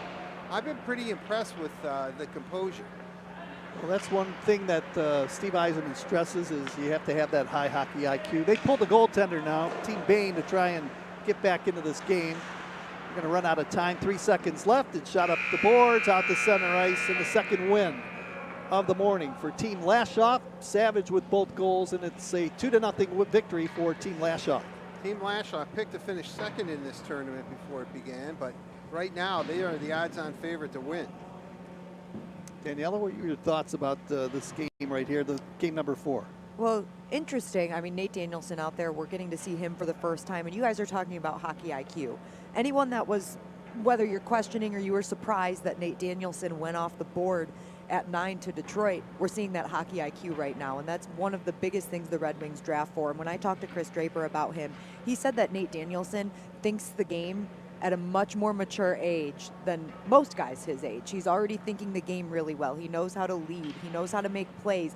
He plays a really responsible defensive game, which is another thing that's hard to teach a young guy. They just want to score. They want to make the flashy play, but Nate Danielson takes pride in that 200-foot game. I think we're seeing all of that in the 3-on-3 tournament today. I think the thing that I like about Nate Danielson is that he's kind of in your face. You know, time and space, he limits it. He's not in to echo your point, Daniela, he is able to, he's not going to back away. You know, a lot of times you see maybe the smaller, quicker players will get in there and kind of skate around, motor around, try to get the puck. But Nate Danielson is right there. He limits your time and space, and maybe that's why Connor Bedard said he was the toughest guy to play against, because he does play pretty elite level of defense right now. Well, we got the battle of the unbeatens right now, Daniela, playing right now. Team Lashoff against Team O'Sayer both have 2 victories on the morning. So something's got to give right here. Here's Ali moving in. Pass in front, across, and knocked away by the defense. They're playing each other pretty tough, too. There's some tough defensive plays being made. A little chippiness going on, but you love to see it. You got to bring that competition to events like this. Well, these games are meaning something now. Kosa in goal to our right. That's where the puck is in right now, and Carter Geilander in the end to our left. Both of these two teams are 2-0 so far. Ali makes his way in behind the goal, and Geilander drops it over to Shibuya, moving it across, a one-time shot, and that one's knocked away. Lombardi, who tried to score on the one-timer. Of course it was Lombardi. Good vision. Shibuya made a really nice pass. Forward moving in with a shot wide of the goal. Rebound chance. Lombardi had the open net, but shot it over the top of the goal. Hey, the puck's on the ice. He's just going to shoot it. He's in the right spots. He's not making great finishes, but he's in the right spots, which is good. Puck seems to be finding him. And he and Boom seem to have a little bit of chemistry going on. Lombardi into the high slot, turning, firing, and that's off the stick of Geilander and into the protective netting. He's been out on the ice for 10 seconds. He already has 3 shots on goal. I don't know if on goal. He has 3 shots, maybe 2 on goal, 1 on goal. At least he's shooting Yeah, towards the net. exactly. No, he's got the knack for getting the puck to the net. That's right. Exactly what we'd like to see from him. And again, the puck seems to follow Lombardi. Yep. And again, I think right now he's been one of the best players on the ice. Guy with the hot hand is on the ice right now, Red Savage. Sawchuk over the line, out of Savage, cuts out in front of the goal, trying to make something happen. Scoreless tie. 6 minutes left to play in this game, and Savage, the lane was shut down. We were talking about that transition and just slowing it down when you don't have a play. That's what he did right there. Right. Smart play there. Cleveland is out there. He is the big, tall, rugged defenseman for his team, Team O'Sayer. Pretty disappointed that they're not calling penalties in this game, because you know Cleveland would like to accumulate them. Show us what his game is actually about. Show you why he got 106. No stranger to the penalty box there, but he hits everything in sight. At least that's the scouting report on Cleveland. The Red Wings need a defenseman like that. Right, he has snarl in this game too, Danielle. You'll love it. Snarl, word of the morning. All right. Marco Kasper brings it out to center. He's got a goal this morning, makes his way in, passes it. Right circle, off the stick of Dewar, and now into the corner. No score in the game. These two teams have been unbeaten this morning. Kasper makes his way with a spin move, shot it into the corner. Scooping it up right there. That is the forward McClinsky, and out to center ice it comes. Pellicata trying to get to Brendan Ali. Watch Pellica, though. Just watch the way he skates, the way he moves, and the way he thinks out on the ice. Extremely impressive for such a young hockey player. Marco Kasper, stick handles, right circle, lost possession of the puck. Score in the game, a lead pass at center. Here's a break, 2-on-0. Booyam got the feed, pass across, scores. Beautiful play. They kind of caught the defense right there. A 2-on-0 breakaway. And the goal was scored by Ali on a nice feed by Booyam. Shai Booyam has been making some great plays. Shai Boom needed to be impressive, and he has been. You know, obviously, this is a great format for him. It's a lot of ice 3-on-3. He can really skate, plays really well, anticipates. So Timo Sayer has the lead, 1-0. Slap shot on goal, knocked away. Booyam in behind the goal now will set it up for his team, Timo Sayer. 4 minutes to go. There goes the horn, and we'll have a face-off out at center ice halfway through the period. Trey Augustine, is he finally going to play again? Yes, he is. Here he comes. I know you were concerned, Art, very concerned. Well, you know, his name is Trey, and I asked him about it. You asked him about his name being Trey? Trey, I go, well, you know, there's a story behind that. Well, his name truly is Kenneth Augustine III. Oh. His grandfather and I guess his father. And then he's Trey. He's the third. That's how why he's called that's Trey, cool. Which Good makes story. perfect. Yeah, makes perfect sense. But Kenneth's a good name, isn't it? With a first name like Kenneth, why don't you just keep it? Yeah, I would. I'm going to be talking to him after this. Well, he actually told me that if people go around calling him Ken or Kenneth, he would look around, trying to figure who's here, who are they talking to. Think we can go with Kenny? He has been Trey his whole life. Leave it to Art to get the good stories that we're all looking for. I did try to get him to commit to Michigan, and he said no. Smart man. 1-0 lead, Timo Sayer. Ali with the goal after a pretty feed from Shai Booyam. Here is Lombardi making his way in. Circles the net, wrapped it around, tried to score on the short side, and the goaltender made the save. That was Augustine. Lombardi's hungry. He wants one. Back up across the line. That's Bradley. Lost the handle right out in front of the goal. And up the left wing boards, out the center is Finney. Cuts inside over the blue line, drops it off right circle, into the slot for Cleveland. Layton was shut down, so he brings it back. Cleveland stops middle of the blue line. Finds an opening down low. Cuts in, had the puck knocked away at the last second, and Dewar to pick it up. Nice play there by Marco Kasper. Cleveland thought, hey, rare moment, I think I might score a goal. You know, with Kasper, it's interesting. I'm not sure how much game action he's seen since his injury, so this could be the first real game action he's participated in since that injury at the end of the regular NHL season. Right, well, he has jumped. You can tell Yeah, that. definitely. He's really excited to be out there. Finney right back over the blue line, makes his way in, and that's poked away nicely by Horth. Sammy Staines in behind his own goal will wind it up and move it out to center ice. Up the left wing boards, a pass. Into the zone. Finney turns with it in the corner, outlets it out to Pelika at center, makes his way in, 2-on-1. Try to snap it across for McCliskey, and that one ends up off a stick and wide of the goal. Liam McCliskey is out there, knocked down into the corner. Pelika dug loose, comes back to the line. McCliskey will slide it across. Left circle feed, Ali shoots the puck short side, try to go upstairs, wide of the goal. Savage right back the other way, makes his way towards the line, and he was knocked off the puck by McCliskey. Nice play there by McCliskey. Down to a minute 20 to go. It's 1-0 in favor of Timo Sayer. Around the boards, stolen. In front, Ali with a chance, and Augustine makes a beautiful save from point blank range. You can tell why Trey Augustine, I think last year was 29-1-2 with U18. Very, very good goaltender, positions very, very well. You know, I just received an interesting question on Twitter that I didn't even notice. The Dower Nilsson boys are not on these rosters. They may have had to go home early or something. I'll have to figure out exactly why we're not seeing them here today, but they were fun throughout the entire week of development camp. I thought they might have been a little banged up. And there we have it. Lombardi with the empty net goal. And that makes it 2-0 Team O'Sayer, and that should do it. 40 seconds to go. Well, Lombardi gets his empty netter after all that work throughout this 8-minute game. He had quite a few chances, was throwing the puck at the net. He gets the empty netter. Consolation. That's still empty, though. Not going to concede anything in this tournament. No way. Punt it with a chance. It comes out to center. Marco Kasper scoops it up. Half a minute to go. Casper carries in over the blue line, makes his way in right circle. And that one shot off the pad and into the corner.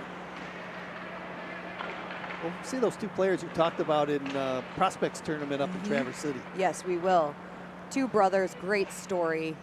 If you don't know this, they both obviously have the same mother. They lost their mother, and they were talking about how excited she would be that they are both a part of the same NHL organization. So a really nice human element backstory to that, and very excited to get to know the two of them.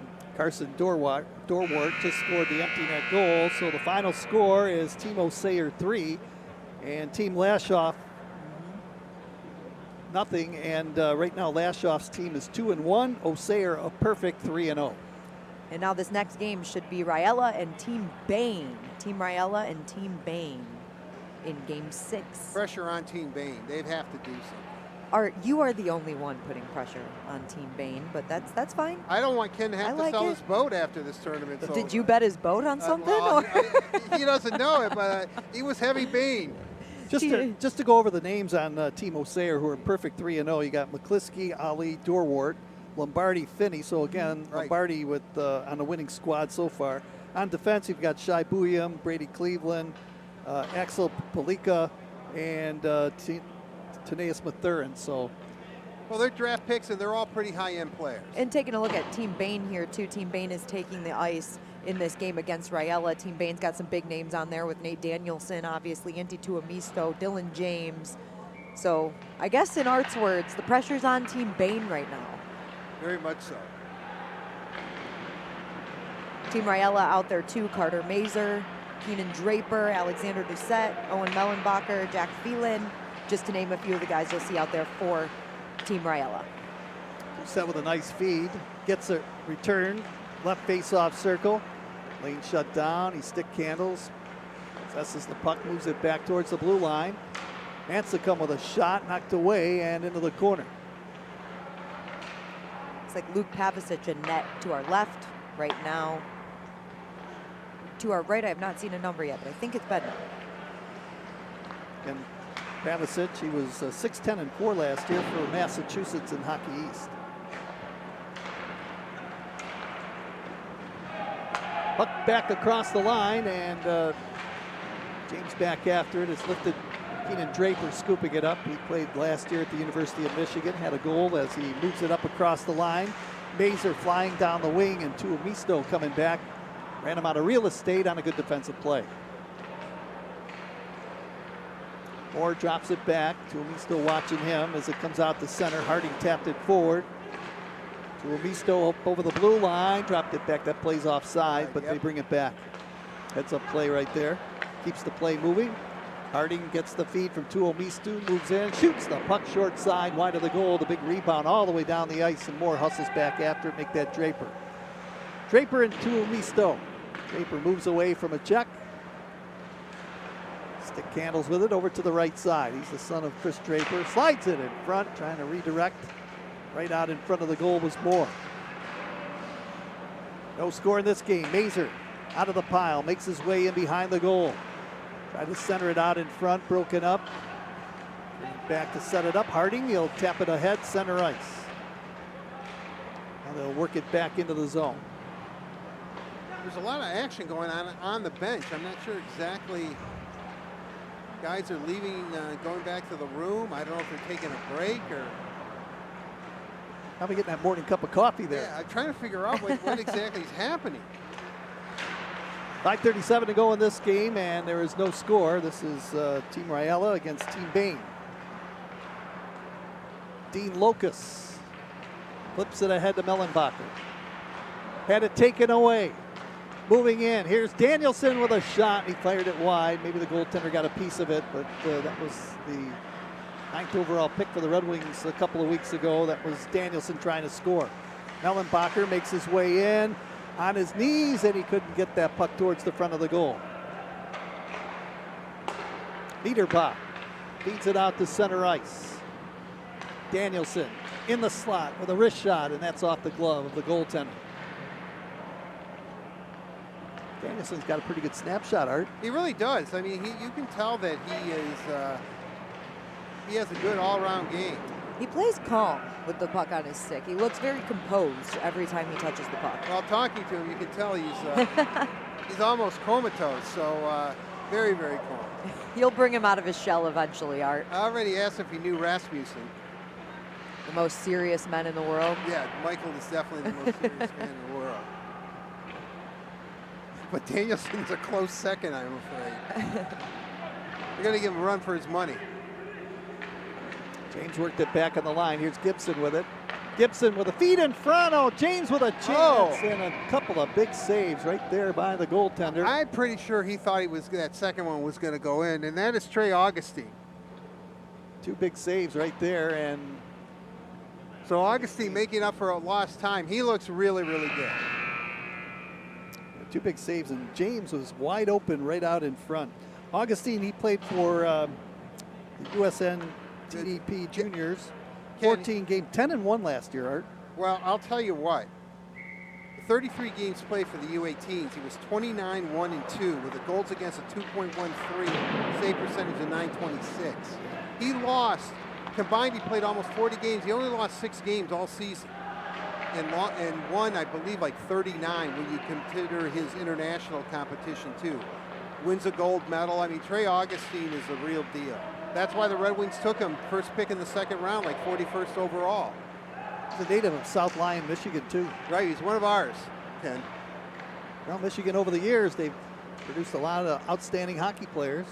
I would take a team Michigan, players from this state, against any other province or state. They could hold their own. Another guy that's from the state of Michigan, who's an unrestricted free agent right now. I'm surprised nobody signed him yet, is DeBrincat. Yeah, well, DeBrincat has a year to go, I think. But he has a qualifying offer of $9 million. If he does not sign, he will be a free agent next year. There's all kinds of rumors and things swirling around. He would look good in certainly in red and white, but then again, I think there's, except for Ottawa, maybe 31 other teams could say the same thing. Premier goal scorer. Tuomisto just had a great chance from the left circle, and can't believe he didn't score right there. Danielson with a slap shot as he moved in from the line, and Augustine will just hang on to the puck. Make that Gylander. Gylander's the goaltender now, and replaced Augustine in the net to our right. Kyler Gylander's an interesting story.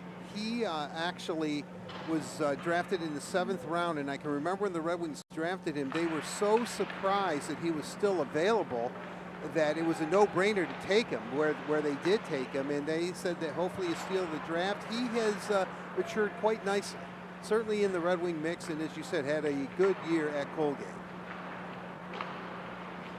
Well, one thing the Red Wings have been doing is they've been drafting goaltenders in each and every draft, and you never have enough goaltending prospects. No, you really don't, because goaltenders like left-handed pitchers, Kenny, you know this.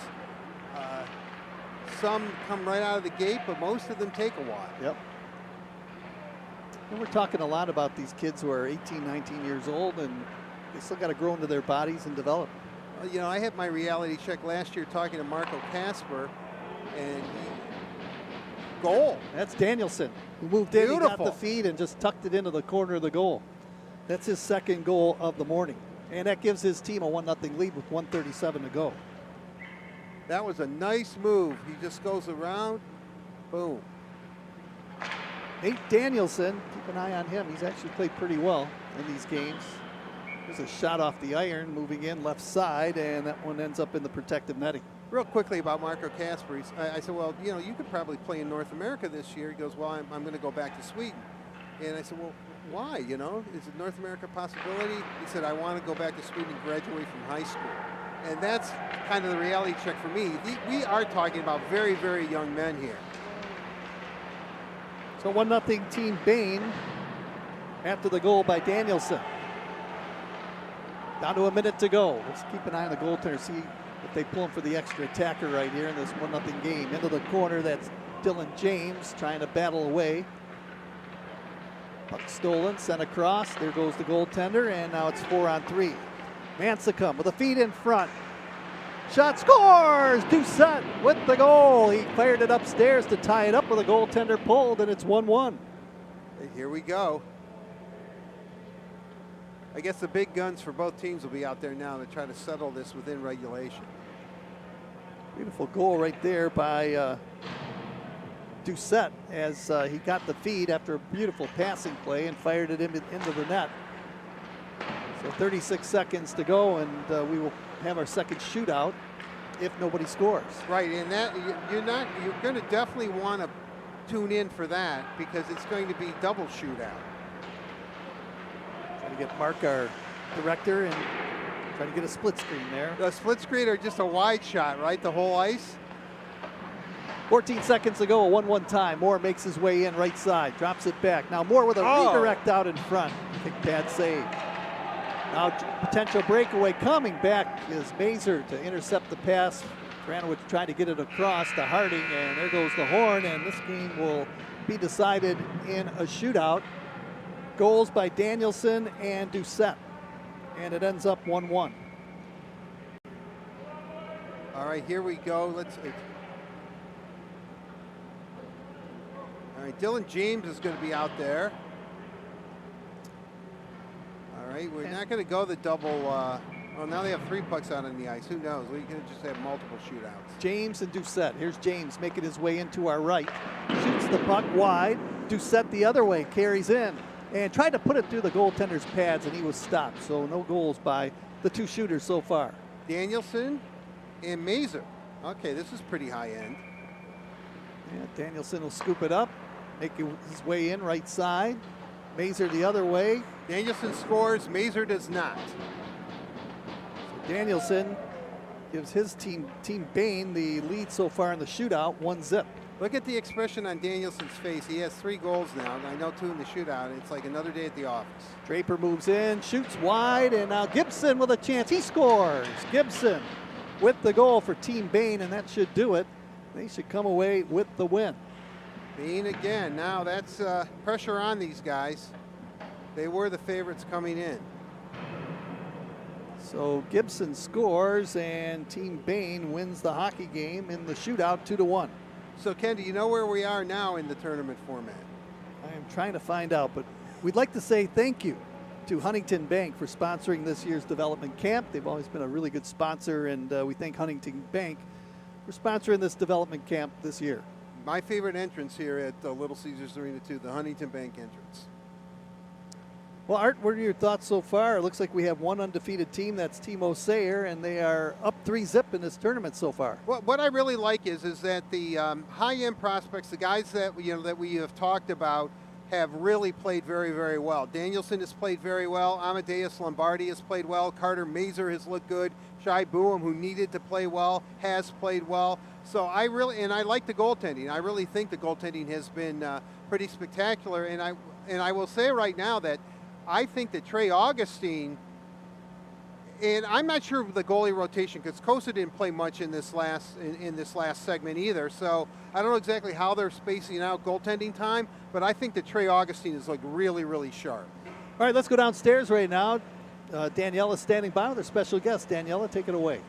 Thank you, Ken. Joined by the number 9 overall pick in the 2023 NHL draft, Nate Danielson. Nate, you had shootout goal and a goal in regulation time for your team in that game. What do you like about the chemistry you guys have built on Team Bain? Yeah, I mean, haven't played together too much, so it's been clicking here for the first couple games. And we always hear from coaches and staff that development camp really isn't about making an impression, but of course you want to do that as a player, right? So how important was it for you to show up and play your best hockey today? Yeah, I mean, there's probably a lot of people here who haven't really seen me play, so obviously I want to come out here and play my best, and obviously I'm a competitive person too, so I want to win. And we know that you were named the captain of the Brandon Wheat Kings at a very young age, so you have those leadership qualities. Have any of that come out at development camp, or how would you describe those leadership qualities? I mean, I think I'm more of a leader by example, so I mean, I'm just trying to do the right things on and off the ice and taking care of my body and stuff like that. And you got to go to the Tigers game last night, right? Yeah, we went. Were you involved at all with the hot dog eating contest? No, that wasn't me. Are you next on the hot dog eating contest list? No, I wouldn't do too good in that, so definitely not. All right, no hot dogs for Nate. We got it. Yeah, no, definitely not. All right, thank you. Good luck the rest of the tournament, Nate. Thank you. Ken. All right, Daniela, thanks a lot. Joining me and Art Regner is the new head coach of the Grand Rapids Griffins, and what a year for Toledo. Dan Watson, congratulations on your appointment. You got to be pretty excited, Dan. No, I'm very excited. You know, it's a great opportunity. Spent a lot of good years down in Toledo, and excited to get going there in Grand Rapids. You know, he's pretty modest, Dan Watson. I mean, he is Mr. Toledo hockey. There's no doubt. Player, assistant coach, head coach, and I guess looking back at Toledo, and I know that I was at the last playoff series, the Idaho Steelhead. I don't know. I have to ask you this. I am surprised they were swept by Florida. Is Florida that good? I mean, that was a shocker. Yeah, probably just that experience Florida had. I mean, Idaho, they were great against us in that Western Conference final, but I think, you know, Florida, they've got that experience of winning the year before. Good goaltender Cam Johnson. They scored goals at key moments at big time. So, you know, give the Everblades some credit there. Well, I'll tell you what, it was really weird going down there, and everyone's asking me, hey, is Waddy going to be the GR coach? Is Waddy the GR coach? And I said, well, you know, personally, yeah, I hope so. But and it was bittersweet because you've done so much and you accomplished so much in Toledo, but they wanted what was best for you, which is obviously going to Grand Rapids. What is the difference? Because the ECHL is such a different league compared to the AHL. That what kind of adjustments as a coach that you may have to make? Well, I think, you know, you look at the development side of it. You know, you're gonna have some young, talented guys looking to get to the Red Wings and hopefully make sure that they're contenders down the road. And at the ECHL level, you still have those young guys trying to get to the American League, but now you have a full roster of guys who want to play in the NHL. You know, they want to make sure that they're making the most money and playing as long as they possibly can. So I think the development side of it's going to be an everyday, constant thing for myself and our coaching staff. Dan, talk for a moment about Sebastian Cossa. I mean, he had a whale of a season with the Toledo Walleye last year. What impressed you about his game? What do you see from him as a young goaltender? Well, I think when he first got there, it wasn't necessarily all the stuff on the ice. There's some stuff off the ice in terms of, you know, getting to an apartment, living by yourself, cooking for yourself. So all these little things in life that you have to do now and figure out. Once he got that figured out, then his game, you just saw his game climb. The other thing with Sebastian was he put the work in. He's a worker. He's got great work ethic. He was in the gym on the days that he needed to be, and that helped him as well. Just get stronger in his lower body, and just having that goaltending coaching there on a daily basis certainly helped him too. The Red Wings have been drafting a lot of young talent, and now you're kind of responsible for getting those players up to the National Hockey League level. How do you go into this season with the Grand Rapids Griffins, knowing the talent that you have, and what do you expect from them? Well, you know, obviously there are big expectations, but with that said, everyone develops at different times. Or it takes, you know, maybe some guy does it quick and another player does a little bit longer. Obviously, you can see the great staff that's here, worked with all these guys all week long. We're going to lean on them, but at the end of the day, myself and our staff, it's going to be a daily development day. It's got to make sure that we're on them about off-ice habits, on-ice habits. You know, the way they approach the game, the way they approach practice, everything's going to be a day-to-day routine here for them. Dan, we always hear about he's a great players coach. He's T.J. Hensick. I mean, he was, you know, if you were going to run for president of the United States or, you know, prime minister of Canada, he would have endorsed you immediately. Being a players coach, what is being a players coach? I think just understanding what they need at the right time, getting a gauge for the room, making sure, you know, I'm going to allow players to play their game within our structure. You know, it's not you have to do this, it's not black and white, you have to do that, you have to do this. Let them play their game. You know, these guys are so skilled. They got to this spot for a reason. Let's see the best in them. Brian Lashoff was a guy that really was a mentor to a lot of the young players. He was very instrumental for years in the organization.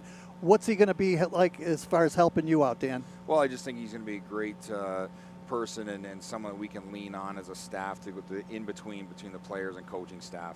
I'm looking forward to having him. I know there's going to be that transition from player to coach, but, you know, well-spoken. You know, he's got a lot of respect in that locker room around the city. Dan, congratulations on your appointment as the head coach of the Grand Rapids Griffins. Did a great job with Toledo, and thank you for spending part of your morning with us today. All right, thanks, guys, for having me on. All right, Dan Watson, the head coach of the Grand Rapids Griffins. And now let's take a look at Sebastian Cossa, one of the guys that Dan was talking about. We mic'd him up. Let's see what he has to say.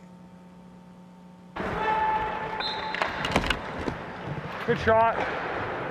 Marco, best of three. Best of three. I've only gotten 475 shots today. I have to get 5 shots. Oh!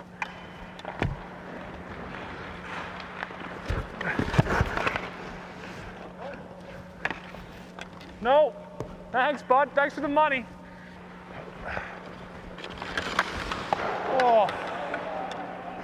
Easy. Easy money. Easy money. Huh?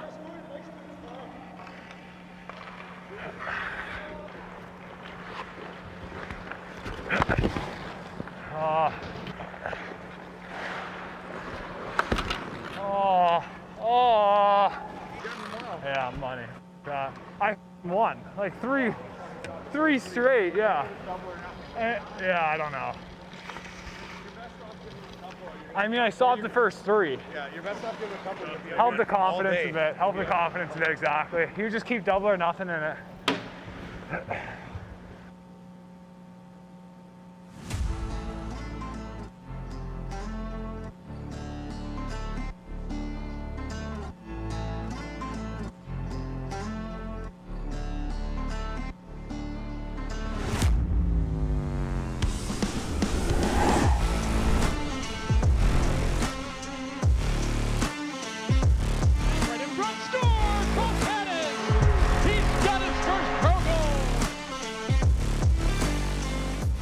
I think I had a real good start to the year. We had some injuries up in Detroit, and that forced some guys down here to get called up, which led me for some more ice time and some more opportunity. And I really feel like I kind of carried that well enough to have a pretty good start to my season and my pro career. You know, I think one thing with Cross that actually pleasant surprises was his compete and his physicality. That's one area that we kind of challenged him in junior to get better at, and I thought he really was able to do that. So at least every shift he was out there and competing on pucks and can get into the hard areas. I think that really allowed him to kind of relax and let the offensive side of the game kind of come to him and played well.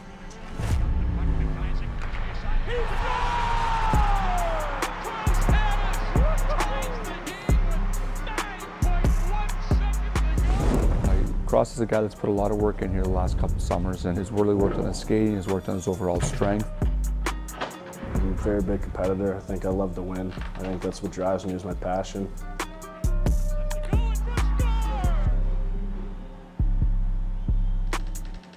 Cross did play 30 games, and you know, he put himself in a position to come in and have some success in this league as a rookie, which isn't easy to do. So it was nice to see him able to do that. The biggest adjustment was kind of just like more focus on learning the right way to play the game all the time, know how to manage the puck better. But learning from some of those older guys, some veterans, it's really fun for me. It's really good for me too. I like it a lot. He's got an unbelievable attitude. He loves being at the rink. He's got a smile on his face all the time. I know his teammates love him. He wants to work. He wants to get better. He wants to get to that next level. He's a player that we're excited about, and he just has to keep putting the work in and keep doing what he's doing. The boy getting love from the harsh critics. Times close, I whittled them down. Sticking to him by sticking around. The gang online. Iwo Jima got one flag and a stick in the ground. Setting up shop. Think I got the message across. Pay for the titles and rest of the rocks. We played the levels and let them in jobs. Just kind of putting the work in, putting the time in for whatever it takes to make that roster someday. I'm ready for that next step and coming into pro hockey.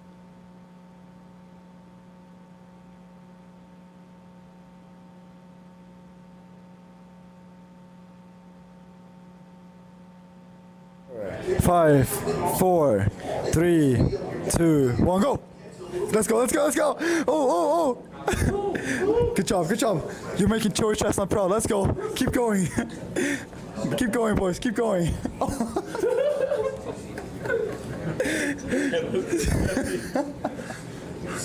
It's a distraction. Let's go. Attaboy, Emmo, you're leading, let's go. No, I'm not being biased. Oh yeah. Get it down, you're gonna win. Water.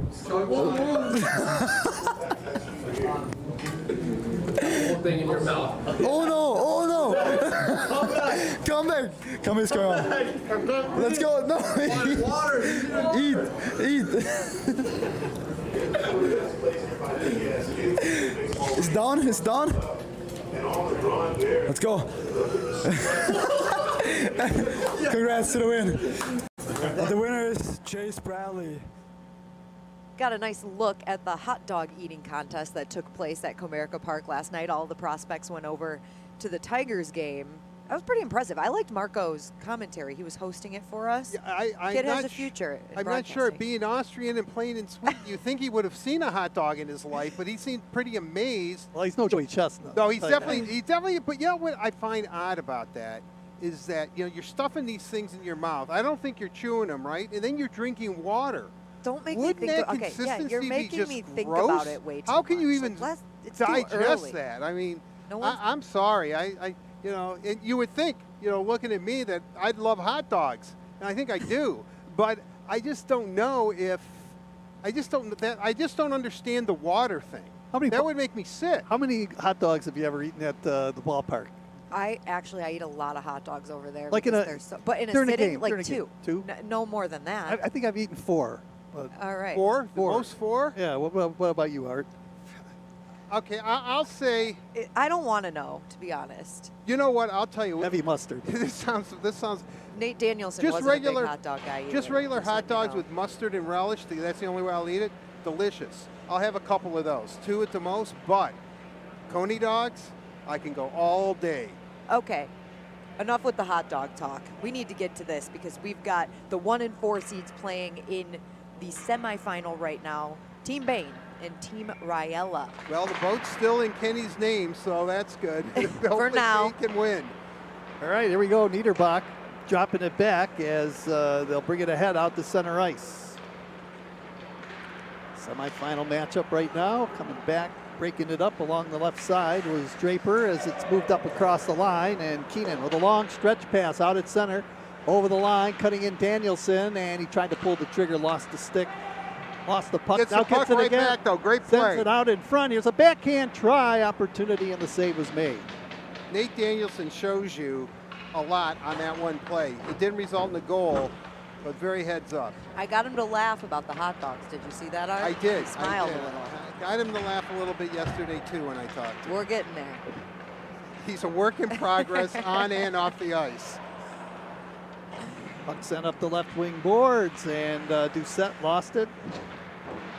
He had a goal in the last game. Now Bicker moves out in front, drops it back. A shot by Gibson, low to the ice and wide of the goal. Bicker holds it in left point. Swings it in front. Backhand try, knocked away, and now scooping it up Doucette in behind his own goal. Bicker, an interesting prospect. The Red Wings drafted him, and he played for Mannheim and was okay, had an okay, but in world competition, check. when the Red Wings saw him play for Team Germany, he really, check. really 1, 2. excelled on a Team Germany. I'll come back later, German Mark, if team you're that up was there not very listening to good. this. And I'll find out what's that's going why on. I think Detroit drafted him. What a shot. Dylan James. James fires it in short side, and they take the 1-0 lead, and that was a beautiful goal by James, and it's 1-0 Team Bain. I think that kid's going to come of age at North Dakota this year. I really do like Dylan James as a player. Fun fact about Dylan James, he's learning how to play the guitar right now. I offered to give him a deluxe Jimi Hendrix box set that I have. The reason we found that out is because we asked him what else there is to do in North Dakota aside from playing hockey. Watch the snowfall. That's pretty much what he said. You're talking about Bicker playing for Mannheim. I heard he was a real steamroller there as the puck comes Oh. out on the ice. And mid-season form already, Ken. shot wide of the goal, taken from the right wing, and that one out to center. Manscombe with the shot right there from the right side. Well, if Hallmark can do Christmas in July, I guess you can mention Mannheim Steamroller. All right, 1-0 Team Bain with the lead. Here's Danielson. Fell down trying to make his way up across the blue line. Gets up quickly, though, and picks up the puck. That's the thing about him. His game is always going north. Right, it definitely is. He's definitely going north, and he's getting better as this tournament is progressing. There's a chance off the crossbar. Oh, what an opportunity right there for Carter Mazur. That's twice this game. He hit the crossbar, gets it again, fakes the shot, now had it knocked away from him. Niederbach coming by to take it away from Mazur. He had the goaltender beat. Hit it off the crossbar, and now out to center ice it comes, and it's lifted ahead. Dellenbacher over the blue line. Makes his way in with a backhand try. Bednar with the save. All right, Danielson needs to get off the ice. He's got this. Don't worry, Art. shift by Danielson. He knew it. Dumped that puck down and went straight to the bench. Mount is the goaltender in the end to our right. James picking it up now as he picks it up inside his own zone and circles with it in front of his own goal. Dylan James out to center ice. He scored the lone goal in the game so far. Now to Gibson. He moves in and that shot was blocked. Sacrificing the body right there and making the save. One of the defensemen as the puck goes into the corner. Stolen. Gibson again. Charges in front. Shoots off the crossbar the other way. Unbelievable. Their shots, though, are less off target now. Well, we saw Mazer hit the crossbar, and just moments ago, that one was off the crossbar as well. Halfway through the period, 1-0 lead for Team Bain on the goal by James. How big is this game? The winner advances to the championship game. There you go, Art. That's what semifinal usually means, but good work. Thank you. Thank you. Is it a semifinal? I talked to a couple of people in the Red Wing organization, and they were kind of, yeah, we will have a championship game. Timo Sayer, those been perfect, Daniela, 3-0. Yeah, they've looked good. Just have to say. That's Andrew Lombardi's, or Amadeus Lombardi's team, along with Brendan Ali, Shai Bouillon, Brady Cleveland. Art mentioned this, but the Bouillon and Lombardi, we'll talk about them more when they're on the ice, but they look like they got a little chemistry. They definitely do. Palika, too, he's been showing some offensive skill. That he's a cut above. You can see that already. 1-0 Team Bain, the puck over to the right side. Phelan into the right circle, shot it in front, off the goal post, off a body of Tio Misto in front, and that went off the right goal post. For some reason, the puck just doesn't want to go in. Really? Locus is knocked down, Dean Locus, as he tried to make his way in towards the front of the goal, and it's cleared all the way down the ice, and we're going to get a change here by both teams. 3:05 to go, 1-0 lead. Team Bain up across the line. Shot off a stick and into the protective netting. So whistle face-off coming up inside the zone. Keenan out there for his team as we are set for the face-off in that far circle. That's a Larry Keenan. He was taken in the 4th round of that 2023 draft. Played at the Culver Military Academy. Chris Draper said, you know he's got good character if he played at a military academy. Good discipline, too, yeah, right? Very good discipline. Very good, and he, born in Canada, but went to U.S. military school. Only you would think about it that way, Art. That's immediately what I thought about. Danielson drops it now. Keenan with a shot that's deflected off a stick into the protective netting again. 2:14 to play. No, I'm kind of dating myself, but every time I see a player wear number 29, I immediately think of Mickey Lolich. Not Mike Vernon? No, I really don't. Of course, if you win 3 games in a World Series, you know, that's a number that'll always stay with you. But, and the reason I'm bringing it up is Danielson's wearing 29, which is an odd number. It's a goalie number usually, isn't it? Yeah. I like it, though. Danielson up the right side as Keenan worked it up across the line. Keenan Draper now picks it up for his team and rolls it up the right side. You know, Art, maybe his favorite number is 9, but 9 and 19 are unavailable. Draper moves in on a 2-on-1, and that one off a stick and wide of the goal. Carter Mazer picking it up now, tried to send it out in front. That sticked away into the corner. Bicker lays it around the glass. It hit the protective netting in that far corner, and therefore the whistle. Yeah, I like it. What's your favorite? What number did you wear when you were tearing it up for the Tars there in Anchor Bay in the soccer field? I was number 12. I wore it first, Tom Brady. Get out of here.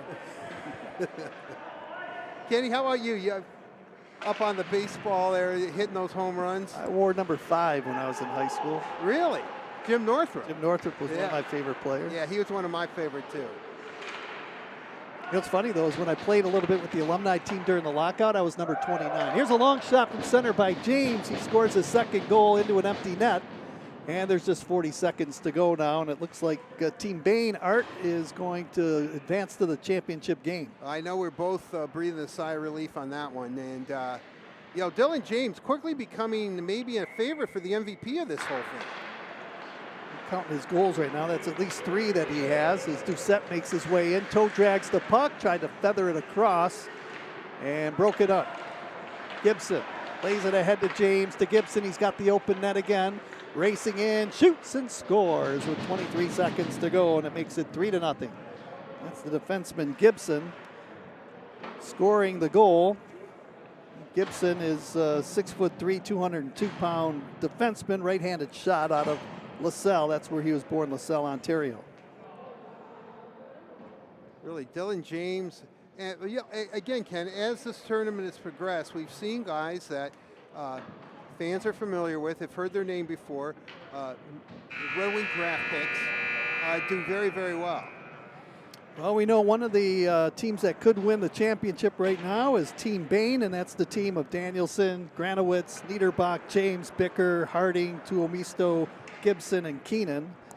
And now the next game coming up is the semifinal matchup between Team O'Sayer, who's a perfect 3-0, and Team Lashoff, who is trying to get to the final. Well, I think it's almost to see a matchup between Bain and O'Sayer for the championship. I think it's what fans are clamoring for right now.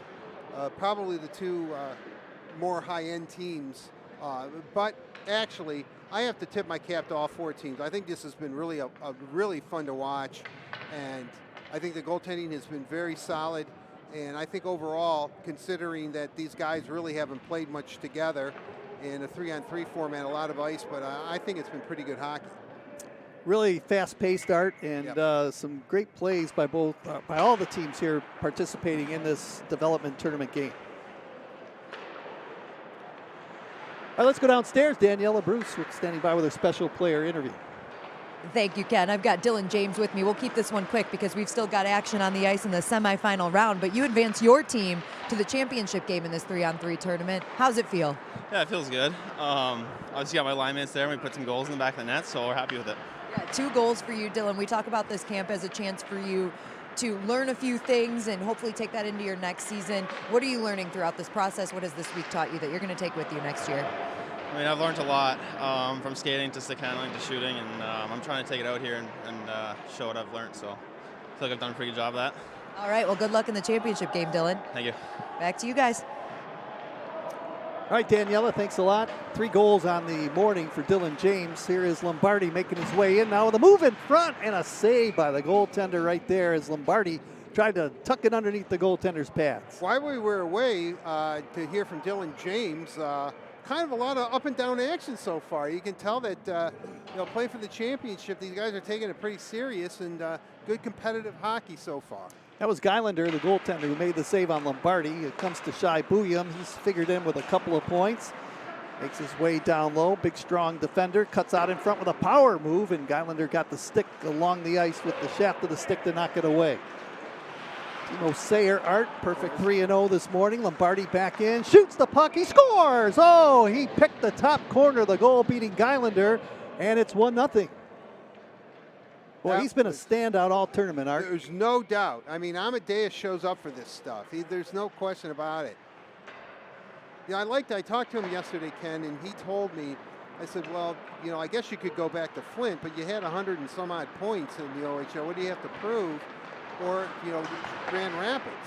And I said, but I guess ultimately it's the Red Wings' decision. He said, you know what, it's my decision. If I put the work in, if I don't, then if I have to go back to, Flint, I will. But, he's obviously looking towards GR, and I think pretty much that he's going to be there.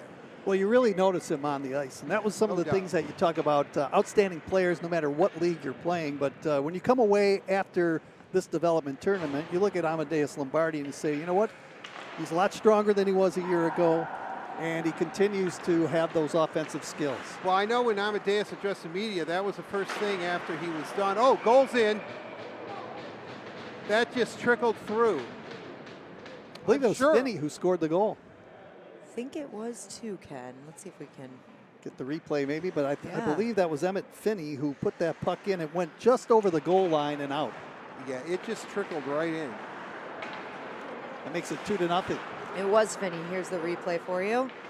Oh, yeah, just trickled in 5-hole.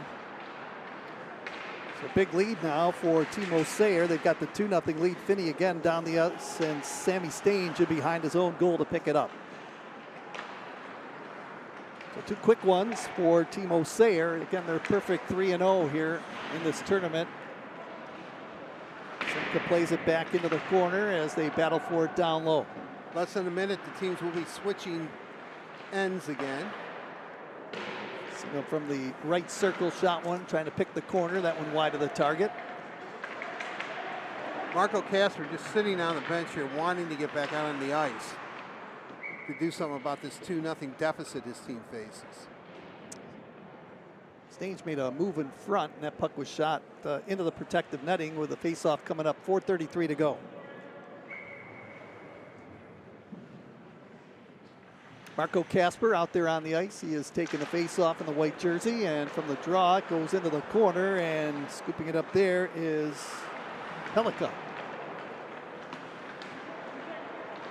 Out to center ice, charging over the line. Shooting the puck wide of the goal, Liam McClinsky, and it comes out to center ice. Battling for it right there is Ali. Flips it ahead. McClinsky over the line, moving in right circle with a shot at the buzzer, and the save made by the goaltender, Gielander. So we're halfway through this semifinal game, and we are just 4 minutes away from the championship game here at Belfour. Pretty excited. Right now we know that Team Bain has advanced.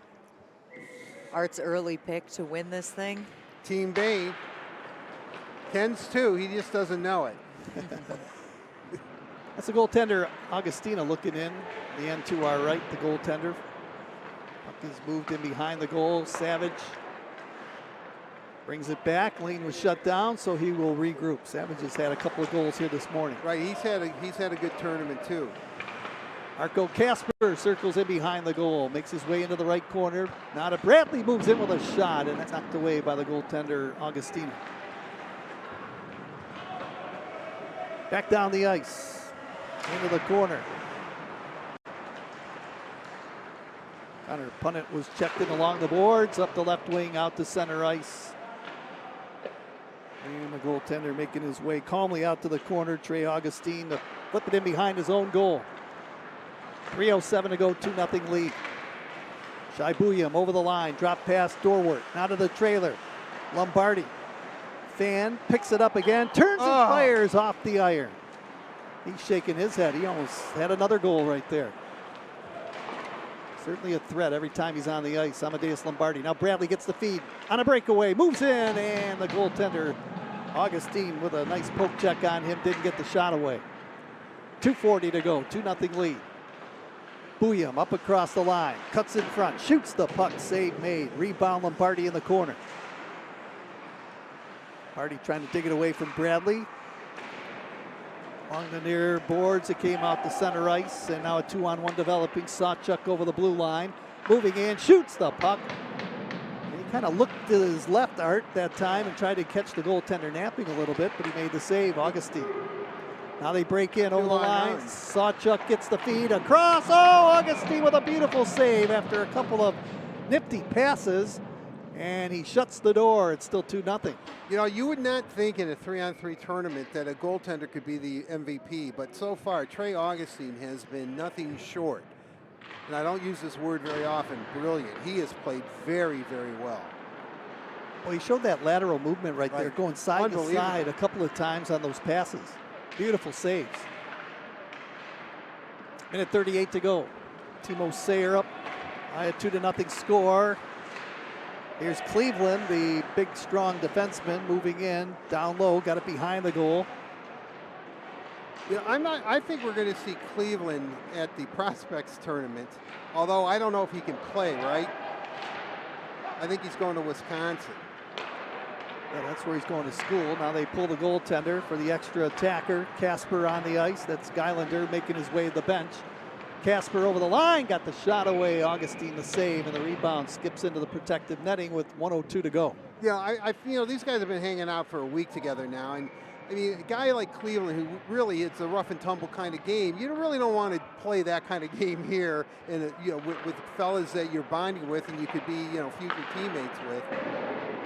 But I'd like to see him in that Prospects tournament. Of course, NCAA rules, he's not going to be able to, but because I think that he would be rocking some bodies.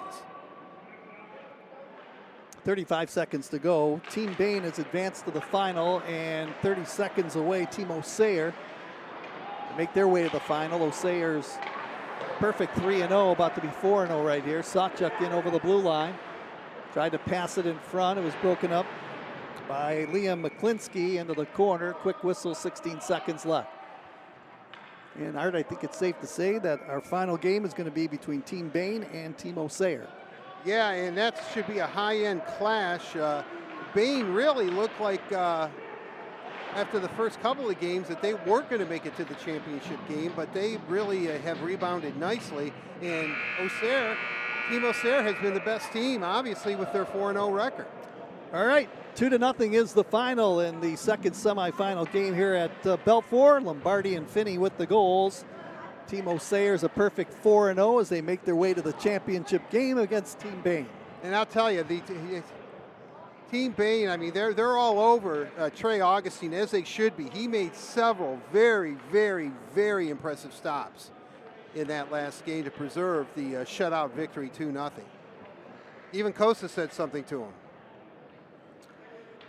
Well, pretty impressed with the performance of everybody here in the development camp. You never know what it's going to look like, but we're down to the championship game right now. And some of the other players, Art, I thought Danielson has looked pretty good so far. Lombardi, we mentioned him throughout the course. Shai Buyam had a couple of points in the hockey game. He's been looking pretty good. Keenan Draper, not too bad. And the goaltenders, in Kosa, we haven't seen him much lately, but he made some pretty good saves. No, he was like Trey Augustine, because Augustine, I think, has played really, really well. But remember, he said out the first bout, Kosa looks like that. And I will tell you that a thing that a player I really want to mention is Brendan Ali. I think he's played very, very well. And I know when the Red Wings drafted him, they said it might take a couple of years, but there's something there, and you can see it on the ice. Well, our next game coming up is the championship game between Team Bain. What do we have? Team Osair and Team Bain. Team Bain. So team we want to win because you want to keep your boat. So that's coming up. But we have a short video before we get to that championship game, and we want you to see that right now. Sports Center, what would your job be? Heating and air conditioning for my dad.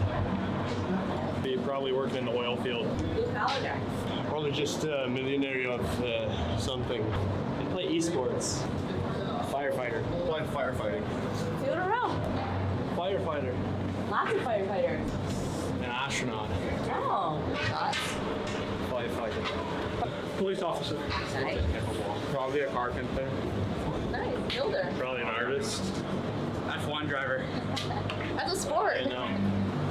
Rapper. Okay. Engineer. School teacher. Probably a teacher. History teacher. Oh. I train ferrets. Good one, good man. Poker player. Garbage man. A doctor. I'm smart. Financial analyst. Financial planner. I might need to hire you. Real estate. I went to school to be an undertaker. What does that even mean? What? What does that mean? Mortician. Oh. Dead. So I went to school and then I changed. I went to the radio. All right, Art, we're ready to go. The championship game between Team Osair and Team Bain. We mentioned Osair. They are a perfect 4-0 and want to make it 5-0 with a victory for their squad here in the championship game. I don't know. I mean, Team Bain has really been coming on, so this is going to be a good matchup. A lot of high-end talent on both teams here, and they're going to go head-to-head. Kosa in net, too, so he is back. Hasn't played much lately. And Nate Danielson, he's looked good here this morning, and he loses the faceoff. We're underway for the championship game. Pellicup across the line, moves it over. Good pass over, right side, Ali in front. And knocked down right out in front of the goal. That was the forward McClinsky. And back the other way. Here comes Keenan over the line. Shoot, scores! I think that might be the biggest reaction we've seen from a bench. Well, they're playing for keeps here. tournament. Larry That's Keenan. right. 4th round, 117th pick overall. 6'3", 185 pounds. The military academy man. Disciplined young man, that's right. So again, Team Osair, perfect. 1-0 lead, 7:33 to play. That was an early goal here in the championship game. Gibson with a feed in front. Bicker tried to score as he was parked right out in front of the goal. Well, Team Alcera just seems to come in bunches at you. Doesn't matter who's out on the ice. They are always pushing the puck forward.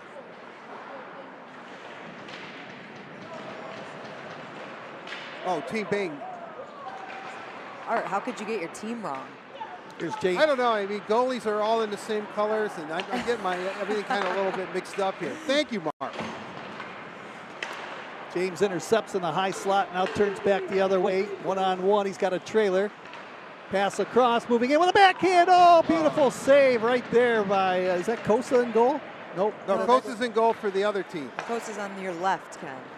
All right, Lombardi up across the line trying to make his way in. That puck off his stick into the corner. But they're both wearing red, so. Tuomistu battling for the puck. Team Bain leading 1-0, 6.5 to go. Out to center ice, here's a breakaway for Hardy.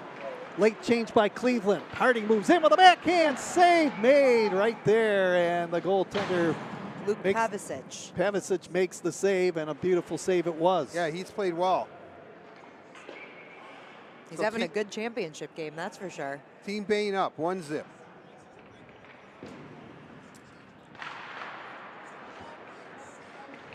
From the face-off, the puck comes over to the near side of the ice. Keenan, who has given Team Bain the 1-0 lead, fighting for possession of the puck, rolls it down low.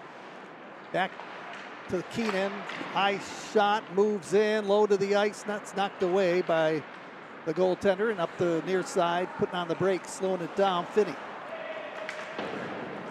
Out to center ice. Thurin had it knocked away. Niederbach charges back the other way with Keenan.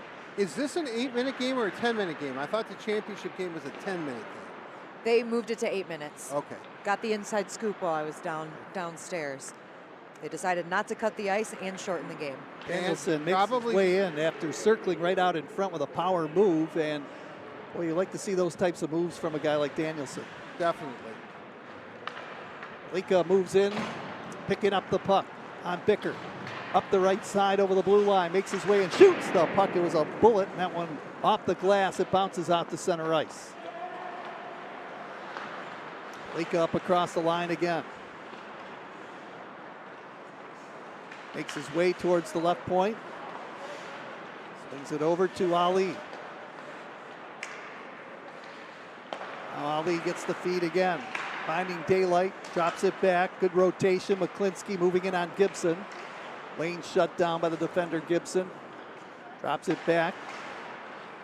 Lika got it to Ali again. Makes his way into the circle with a shot. The save was made.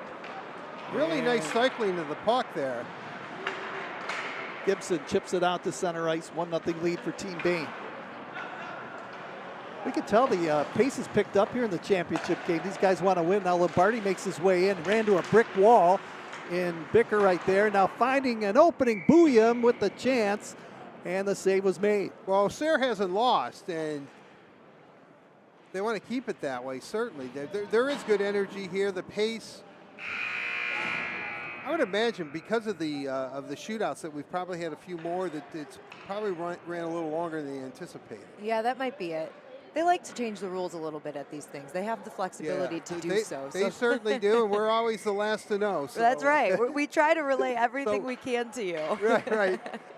Dan Cleary's calling things on the fly down there. You should see him on the benches. Really. That was Kosa with the save right there as Dorwart in the final 4 minutes of this one, trying to make something happen to Lombardi. Fakes the shot, and Tuomistu with a nice slap away at the puck to knock it away off the stick of Lombardi. That was great, because you know Amadeus was ready to shoot. Never giving up, Lombardi, as he picked it up, shot it wide. Now Dort got it to Lombardi again, trying to go upstairs, and he shot it wide. Rebound comes out to center ice. Hustling after it, Harding. Booyam with a poke check, knocked that puck away from him. Harding scoops it up, makes his way in, right circle, pass down low. In front, and Garowitz had his stick lifted and back the other way. Up the right side, Lombardi speeding over the line, using his speed to break in. He shoots, and Kosa makes the save on him. Well, you can see Lombardi just trying to make something happen for his team. Right, Sebastian's standing tall at 6'6". That's easy for him to do. Niederbach in over the blue line. in the end to our right. Backhand try wide of the goal by Danielson. We're down to 2:50 to go, and Team Bain with that 1-0 lead. Niederbach from the left point.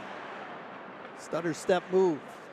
Throws it into the left face-off circle. Danielson feet in front. His man was covered right out in front of the goal. That was Niederbach. Now Finney circles into his own zone, lifts it across out to center ice.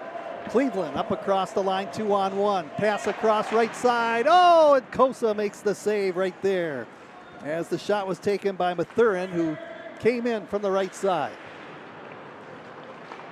Certainly right now, Team Bain just wants to put this game away and score, make it an insurmountable 2-0 lead. Brendan Ali, though, this is... Pass across, Ali to McCliskey, he scores! Well, it was 2-on-none. I mean, the nice play there, though. Brendan Ali, a guy that has been impressive in this tournament, just made the play. Caught Team Bain on a little bit of a line change there, and before they knew it, it was like, whoops. That was Liam McCliskey, 6'3", 165-pound right winger, right-handed shot. He had 25 points last year for Holy Cross, and he ties it up. And Ali made the play, though. Yeah, he did. Brendan Ali has played very, very well. And looking at this, you would think the goaltender is going to be pulled fairly soon. Oh, it's 1-1. Oh, I thought it was 2-1. Well, both teams have scored. Keenan for Team Bain, McCliskey for O'Sayer. Gibson from the right point shoots it in behind the goal. It travels into the far corner. Ali swings it ahead out to center ice. Lombardi carries in over the blue line.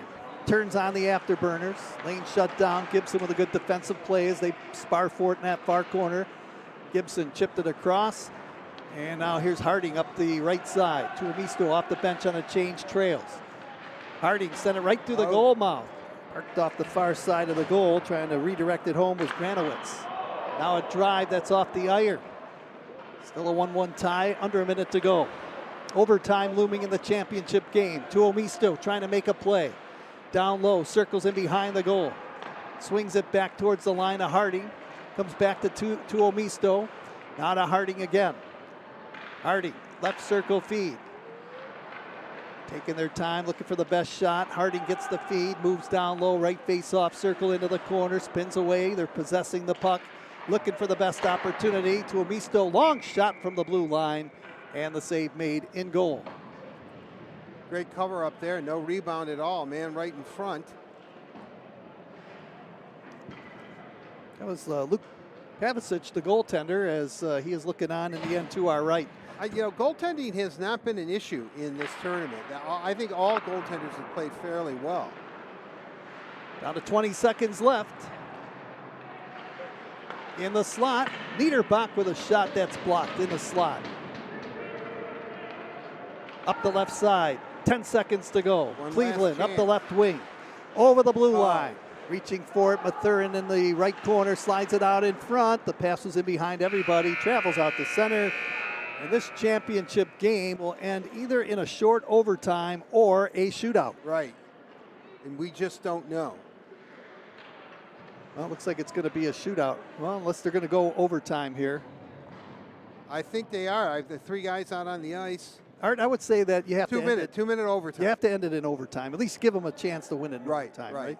You know, no one likes to see an ice shootout. This isn't international soccer. Well, we've got some firepower out on the ice. Danielson in for the face-off against Dowart, and the puck is controlled by Keenan, who throws it across. So the game is tied 1-1, championship game. Niederbach through center ice, carries in over the blue line, drops it to Danielson, tried to toe drag the puck. Keenan throws it into the slot, and it's knocked away into the corner on a pretty good defensive play. You can tell the checking's picked up in this overtime too. Guys are really on top of each other. No time, no space. Dewart with a feed across, and that one was tapped away as Bouillon tried to pinch his way in down low. Shai Bouillon scooping it up. He's had some good plays during the course of this tournament. Drops it down low. William heads over to the bench on a change. Off the bench comes Pelika, now moving in front, Lombardi, and he is knocked down as he made a power move to the front of the goal, trying to end it for his team. He came so close. Out to center ice, long feed over the blue line. James down low into the corner. Checked in along the boards. Pelika has it, now swings it across to Brendan Ali. Over the blue line, moves in left face off circle, pulls away from a check of Becker. Now it's stolen, here comes James 2-on-1 with Becker. Over to James, coming back, and that play is offside. Yeah, it was close though. Both teams had some pretty nice chances so far, Ken. Yeah, they're throwing that puck around really nicely and making some changes too on the fly, both of these two teams. Harding, Granowitz, and Tuomistu come out there for their respective team. Team Bain. Ali stays out there for Osair, and now he brings that puck from the faceoff over the blue line. Pelika moves in, down low. Twisting and turning along the near side, drops it off to Brendan Ali again. Shoots the puck, redirected, they score! McCliskey with the game-winning goal in overtime. Pelika and Ali have great chemistry together, and there you have it. That was just a great job. McCluskey, all he had to do was tap it in, but again, Pelika's puck possession, the way he cycles, the way he just kind of doubles back and looks at the play, and Brendan Ali knows whenever he's out on the ice with Pelika, get him the puck, he'll make things happen, and he did. Great play there by Phil Osair's team to win this game. Liam McCliskey with 2 goals in the championship game. He gets this one in overtime after getting the feed. And Team Osair perfect in the tournament. Perfect 5-0, and they win the championship here in 2023 at the development camp tournament. Pretty impressive, pretty good hockey. And Ken, you had a good run with your boat. So, well, it was a pretty seesaw, even affair until McCliskey scored that first one that tied it up, and then we went into the extra period, and he got a perfect feed and banged it behind the goaltender, McCliskey, for a second goal, and they are the champs. Yeah, Axel Sundin Pelika, without question, he's a high-end talent. He controlled the game, puck possession when he was out on the ice. And the thing that and what I liked about Brendan Ali's game too is that when they were out on the ice together. They were part of the 3-man unit along with McCluskey. And what happened was is that you could tell that every time Pelika was making things happen, but Ali would get the puck, and if he didn't have a shot on net, he'd give it right back to Pelika, who would make something happen. And they combined, they made the play, and McCluskey tapped it in, and Team Osair wins. It was really, really a beautiful play there. But Pelika, very, very impressive. All right, let's go downstairs, and Daniela Bruce is standing by with her special interview. Thank you, Ken. I'm joined by the Red Wings Director of Player Development, Dan Cleary. Dan, you've been in charge of running this development camp for a couple of years now. What'd you think of this year's group? Oh, I thought it was great bit of fun. We switched up a little bit. We did some team event stuff. We did paintball the other night, so the guys were into that. But it was good. It was a fun, competitive games, I guess you could say, and we happened to win. Did you play paintball with them? Is it better? Oh, yeah. I played. That was a competitive spirit. Did you win? We did. Our team ended up winning, but I get home. I don't know if you ever play paintball, but your hair is just, I must have got pelted 4 or 5 times right on top of the head. I had some welts. The guys were after me, but it was a great bit of fun. And it was tough. We were sweating hard. It was. All right. Well, they were sweating hard out here all week at development camp. I'm wondering who impressed you throughout the week. We have so many, the kids are all great, honestly. They're all great. It was great to see the new guys, that we just drafted. Good to have Nate in. Axe was great. Even, we flew in Bicker from Germany, so he was able to get in. I thought Dylan James skated well. I thought Lambo, this is, he's a good player. Mazer was strong. Marco was so mad he lost. He's so competitive. We got a great bunch of kids, honestly. So now, going to go have some lunch. And these guys get ready for, big 2 months of summer. Quick follow-up on Marco. Obviously, he suffered that injury at the end of the NHL regular season. Was this the first real game action that he took part in since that injury? Yeah, it is. So, obviously, late, like you said, like a late season injury. And he looks good. Marco's really driven, very determined, and, he's in the gym a lot. He's working on his game. It's never enough. he's going to have a good first pro season.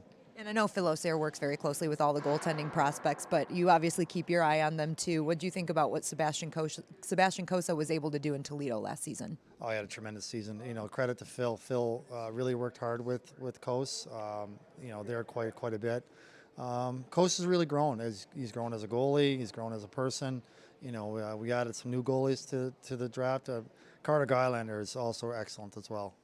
You know, he's in great shape. The kid's really driven. We got a good bunch of goalies that's competitive. And I remember last season, you and Drape specifically were telling me about drafting your teams for the 3-on-3 tournament. Did that take place this year? Oh, yeah, we draft every year. Yeah. Oh, it did? It did? Who drafted first? The guest coach, Brad Riala. So he came in, we gave him the first pick. Me and Phil had the last pick. But we do snake draft, so we had 4 or 5. We ended up winning, so we picked a good team. Wait, so which team was yours? Because we didn't have a team Cleary this year. Oh, you won? Cleary, yeah. Sarah and Cleary. Oh, nobody told me you were both a part of that. Look at you. Drapes is not going to be happy that you were the winner. No, yeah. I got 1. He's got 1. We'll see next year in the grudge match. All right. Well, thank you so much, Dan. We appreciate you taking the time to join us, and it's always a great week for development camp. So congrats on a job well done. Thank you, Danielle. Thank you. All right, Art and Ken, back to you. Good to hear from Dan Cleary. And definitely. Good interview from Daniela Bruce, and really impressed with some of the young talent that he's seen here today. Well, I think the thing to really take away is that the name prospects that we're familiar with, I think Dan Cleary listed almost every one of them off. And what did he say? He said Axel was great. Axel Sandin Pellikka, 17th overall. That is a very, very good pick. And Nate Danielson, don't sleep on him too. He was all very good. Marco Casper, Dylan James. I thought Brendan Ali played very, very well. When you look at it, as a collective, as a whole, this is a pretty good group of prospects. And in an opportunity to show what they could do, for the most part, they did show it. That's very, very encouraging if you're a Red Wings fan. And Amadeus Lombardi, it seemed like every time the puck was in the offensive zone, he was out there. And again, I always say that, you know, when you watch these games like this, Art, and you know what players stand out. And to me, he was one of the better players. Nate Danielson actually had some really good moves, possessed the puck. We talked about him. Always seem to be going north. When he loses the puck, I like the competitiveness of his game where he can go after the puck and wants to get that puck back. He's in your face. He's an in-your-face player, and you would think, well, you know, all the points he has, maybe he's a little bit more finesse. He's not. You know, he loses the puck, he goes right back to get it. And I really do like that about his game. I just thought overall the collection of talent, as I've said already, I thought it was really, really good. And, you know, and Amadeus Lombardi, how many times have we been over the decades now at Red Wing games where fans start chanting, shoot the puck, shoot the puck? That's just openly, wildly chanting that. When Amadeus Lombardi is out on the ice, Red Wing fans will not be chanting shoot the puck because he gets the puck and he's thinking shoot, which is a change in his game. Daniela brought it up during the telecast here, or the stream. She was saying that last year he did a conscious effort to become a goal scorer, and he had over 100 points for the Flint Firebirds in the OHL, second all-team all-star in the OHL. You can see that he's really, really worked on that. He's really developed it, and I kind of like that I like the moxie in his game, but I also like the fact is he worked on goal scoring, and he's turning himself into a goal scorer. That's good for the Detroit Red Wings. And Dan Cleary was talking about the goaltenders too. Carter Geilander, who played for Colgate last year, he came to camp in shape, and he's looking pretty solid. Cossa gave up 1 goal, I think, to Booyam early in the hockey game, but he in the first game of the morning, but actually looked pretty solid in goal as well. And I like Trey Augustine too. I think he's going to be maybe a goaltender of the future in this organization. He really played a strong game, especially towards the end. You know, I tried to flip him to Michigan, but he said no, and he is absolutely excellent. He made some, I think really, and I thought all the goaltenders were good. I thought each and every one of them made some big saves. But Augustine looked like, and sorry, Doctor, Cossa was pretty good too, but I thought Augustine made some really, really high-end saves. Well, it's great having Daniela Bruce with us, and you too, Art. It's always fun. We know that hockey season's just around the corner every time we all get together and do this, and certainly the fans, we really hope that you enjoyed our broadcast of the always fun of the development camp here at Belfour at Little Caesars Arena. Look forward to seeing you again up north, and that's going to be a couple of months away, Art. Yeah, only a couple of months, and you know, Ken, one last ride on the boat, then you have to give it away. I'm sorry about that, but and our good friends at Huntington Bank too. We want to thank them. Yeah, I want to thank Huntington Bank for putting us on today and sponsoring. And again, we hope you enjoyed it. Team Osair, the winner, they were perfect 5-0. McClinsky with both goals there, one in regulation, the last one in overtime to win it for their team. Again, thank you so much for tuning in to our stream, and we'll see you up north in Traverse City in just a few short months. For Daniela Bruce, Art Regner, I'm Ken Cal. So long. Enjoy the rest of your day.